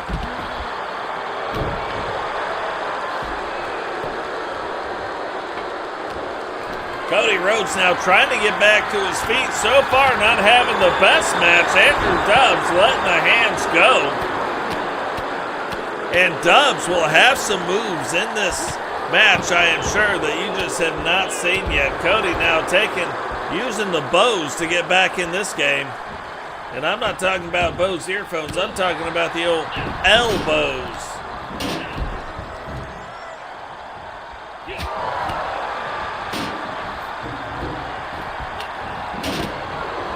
Thought there was going to be a double team incoming, but Cody fights through that double team, and Curt Hennig goes on to other things. Dubs wisely gets on the outside. You can see a lot more of the Canadian stuff on Old AD there, but Curt Hennig trying, just like he has been all match long, trying to put a quick night to Cody's night. And that's the same thing with old Andrew Dubs. Andrew Dubs taking that sledgehammer to the small of the back and then getting a DDT for his problems.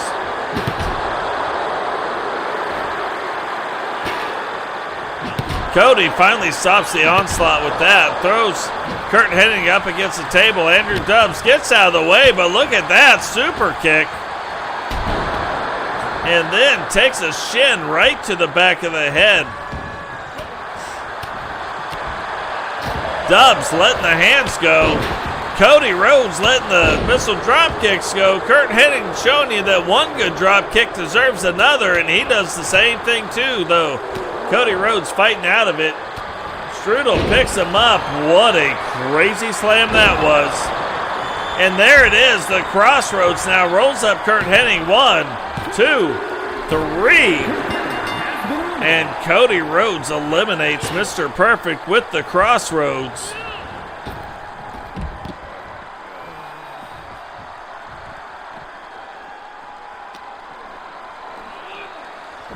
Cody Rhodes, no rest for the weary.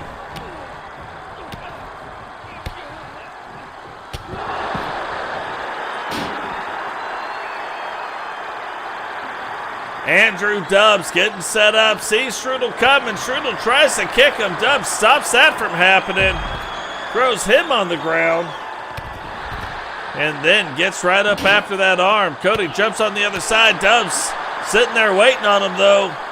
Picks him up. Double chicken wing toss. And look at Dubs just controlling the match. Picks up Strudel, double chicken wing. Throws him in a completely different fashion. Cody Rhodes moving much slower, trying to get back over here. And now AD rolling up Cody Rhodes' leg. 1, 2, 3. And Andrew Dubs eliminates Cody Rhodes. So Strudel and Andrew Dubs will be the two to go on in the King of the Ring tournament. Look at the state of that chair. Wouldn't want to try to sit in that. Things all bent up, broken up, all kinds of stuff.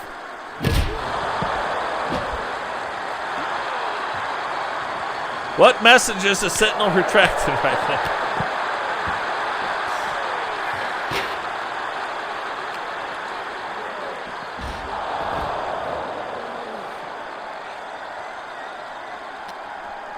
Dubs not doing bad at all. Strudel on another level too.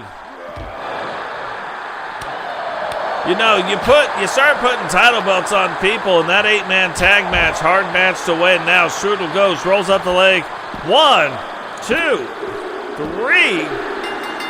And Strudel pins Dubs, but both men will advance to the next round. Stone.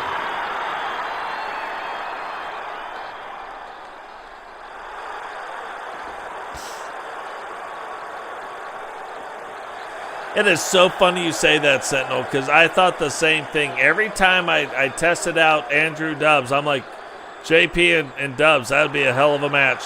What is going on, The Undertaker? Welcome to the stream, brother. You have made it just in time for the main event match of the evening.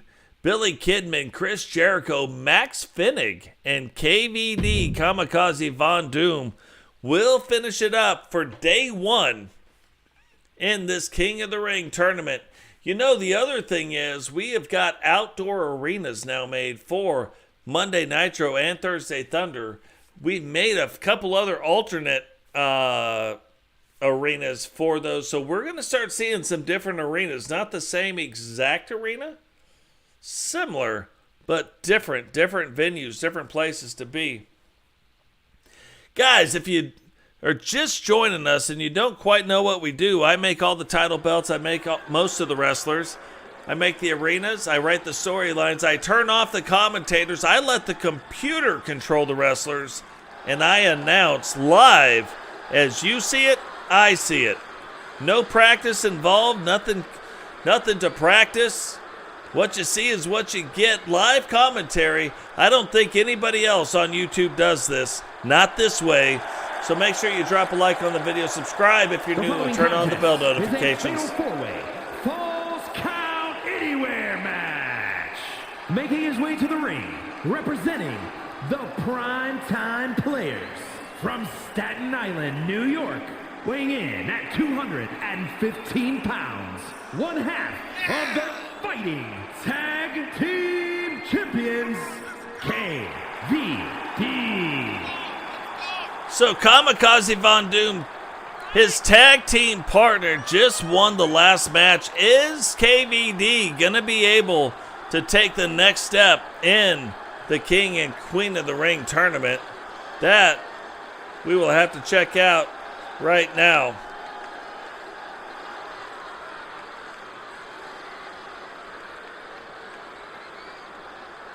Again, KVD and Strudel just winning those nostalgic title belts.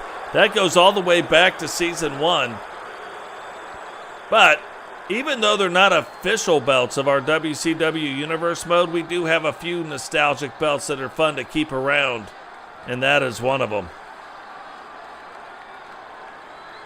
And his opponents, first representing the Empire of Pain from the Wasteland, weighing in at 273 pounds, Max Finley. Also, memberships live currently on the channel. Go check those out if that's one way that you guys want to do things. So, Max Finnig, you know, when you look at Max, 2 different times he has kind of had runs to the title, not the world title runs, but runs to the world title and then just come up short. Will he be able to use this King of the Ring tournament as the next step, as another way to start gaining that momentum again and earn another shot at the World Championship? Something that's eluded him so far, but can he win it? Can he use this to get back into that picture?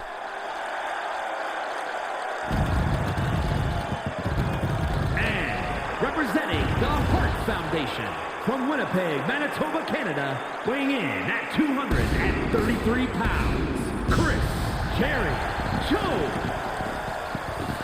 Chris Jericho at one time was a Universal Champion and held that belt, beat Goldberg for that belt, and then defended it against Goldberg multiple times, defended it against other wrestlers multiple times, has not been our Universal Champion for a minute, but currently, him and Bret Hart are what makes up the Hart Foundation. So, hell of a tag team right there. But can Chris Jericho now start using the King of the Ring tournament for his own advantage? Can he start parlaying together some of these wins and then get himself not just back in the WCW World title picture, but in the overall Universal World title hunt.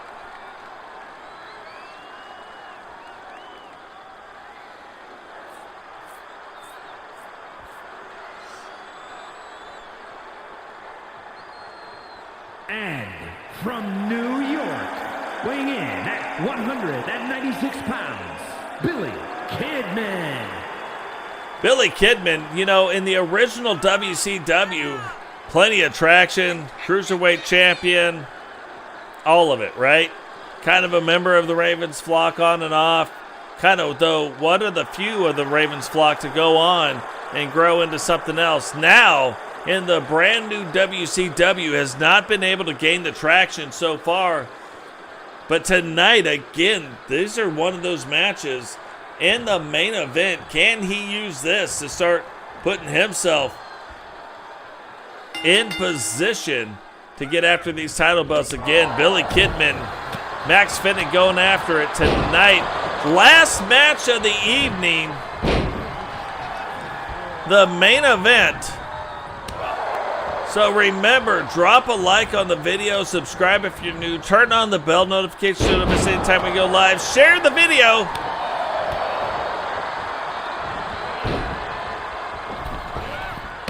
And look at that, KVD, only one we have seen tonight using that springboard, but the springboard off the top rope. And already a 2 count against Billy Kidman. Jericho trying to get over to Billy Kidman. Billy Kidman seeing him do it. And Billy Kidman trying to control all the action. Might have wanted just to slow it down a little bit. Focus on one wrestler at a time. He had Chris Jericho in a bad position, but instead goes after Max Fennig. And that does not end up working out for him. Chris Jericho now sitting there lying in wait. Kidman, I think, senses it. Or at least he did. Thought he was trying to get out of it, but Max Fennig, the beneficiary of that, at least he was at first. Now Chris Jericho starting to use that to roll a little bit, taking it up to the top rope. You got a lot of guys, and 3 of the 4 guys in this match love to let it fly off that top rope.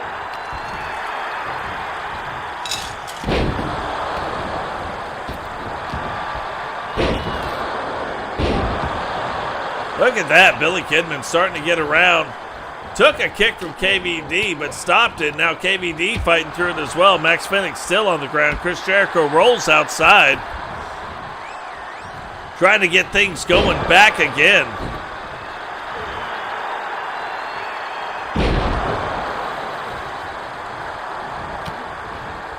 Now KVD.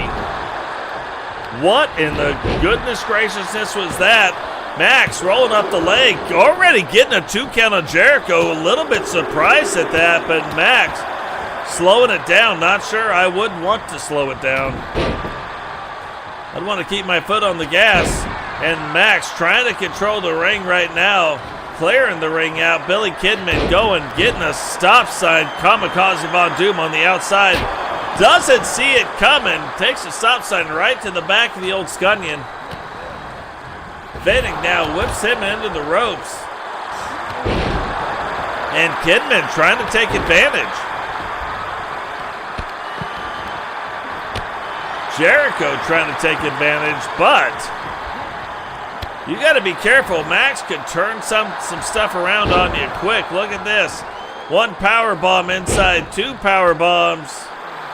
3 power bombs a lady. And 3 power bombs now taking him. Thought he might have been going for a pin, but not going for a pin. Instead, thought he looked like he might have been going for the walls of Jericho. Did not work. Referee out of position. KVD going for the pin on Billy Kidman. Not even one. Man, Digital, I really appreciate that, brother. Thank you very much. That gets us one step closer to purchasing a title belt and then having a tournament like this and giving it away on the stream. Did you just see that? Chris Jericho pinned Max Fennick for probably the first time that I've ever seen it with 1 foot. But Jericho pins Max Fennick, eliminating him out of the match. And then there were 3. 2 of these 3 wrestlers will be moving on in the King of the Ring tournament. Chris Jericho steps to the side. He's like, get up.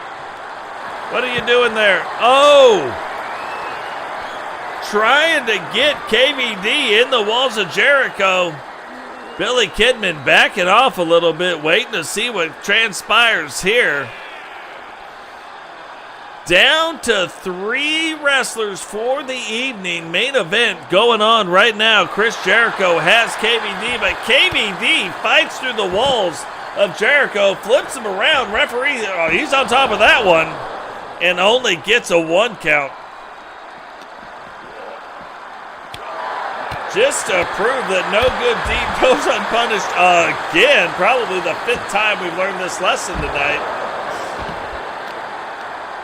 Chris Jericho saves Kamikaze Mondoon, but Kamikaze's like, no, let me get this leg. 1. And a 1 count. Kidman now getting back to his feet. Throws him in. Jericho misses. Kidman ducks. And a weird little, not really a power bomb, but a bomb nonetheless. Throws him down. KVD uses that opportunity to get a backbreaker in. Hurricane Rana. Billy Kidman standing right there. Thought KVD would see him coming. Does not. And Kidman back after that stop sign, but backs off a little bit. And look at that. Chris Jericho kind of almost looking like he's a man on a mission. Pins KVD. So now we've got Billy Kidman and Chris Jericho will advance to the next round in the King of the Ring tournament. Kidman, though, rolling up the leg. 1, 2. And Chris Jericho kicking out in 2.5. You got to think, if you're Jericho, you do not want to let Kidman pin you right here. You pin 2 of the 3 guys. To not walk away with the win would be giving Kidman like an unnecessary momentum advantage in this tournament. Kidman walks up Jericho, gets him. Missile drop kick, ladder inside the ring. Kidman now gets that stop sign. Oh, look at that. Stop in the name of love before you break Chris Jericho's skull open with that stop sign. Jericho uses the ring to get back to his feet, but I don't think he sees him with the baseball bat. Whoa, little possum going on there. Sees him with the baseball bat, and now delivering some justice with that baseball bat. Kidman finally fights through it with Jericho into the walls.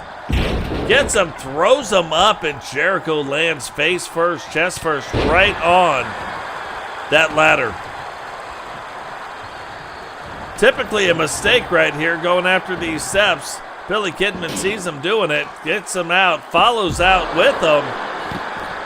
And now, is this going to be it? Is this going to be the final thing? Jericho trying to use this ring right now to his advantage, but might be a little bit late, and he is. Takes Totes McGoat's baseball bat right to the gut. Takes one on the back of the head, turns it back around. Kidman sees it coming, stops it, blocks it. Does one of those things you learn in elementary school, does a little stop, drop, and roll. And now delivering the baseball bat right to the gut of Chris Jericho. Chris Jericho gets out of the way finally. But is it going to be too much? And I'm going to tell you this too, I am going to be shocked if nobody tonight, not one of the wrestlers got injured. I just don't even see how it's possible. I'm almost expecting 3 or 4 of our wrestlers to have been injured in these matches. They have been some brutal matches We are down to the last two competitors of the night, the last match of the night, the main event. Jericho now grabs Kidman, and this might be it. Gets Kidman in the walls of Jericho. Will Kidman tap out? Referee right on top. No, look at that. Look how fast he fought through that. Little bit amazing. Flips him around, too. And thought he was going to steal a win right there, but Jericho now kicks out in two. That might be it. Kidman now rolls up the leg. 1, 2, 3. And Billy Kidman will take the momentum into this King of the Ring tournament. Here's your winner, Billy Kidman. So Billy Kidman not been getting much of a shake here at WCW, but goes on to win in the main event. Probably the least likely to succeed, voted by all the wrestlers in the ring. But goes on to win in the match. And look at this. Believe in me, says Billy Kidman. Gets his sign and now carrying it around, letting everybody in the arena know he's here for the real deal. So him and Jericho will advance. So we got Booker T, Cecil Davis, Phoenix, Penny, Ultimo Dragon, Grunning, Kevin Nash, Rowdy, Allison, Awesome Christina, Dave, Eagle Star, Sting, LA Knight, Crimson, Bobbi Hart, Ray, DDP, Braun Breaker, Eddie Guerrero, Jane, Judge Julie Justice, Night Violator, Wade War Walters, Strudel, Andrew Dubbs, Billy Kidman, and Chris Jericho, all earning their shot going in to the next stage of the King and the Queen of the Ring tournament. So that's what's going on. We've got 14 more matches to go in day 2. That will be coming up in the next 4 episodes. But until then, drop a like on the video, subscribe if you're new, turn on the bell notification so you don't miss any time we go live, share the video. Angel, welcome to the stream, and we will catch all of you in the next one. Peace.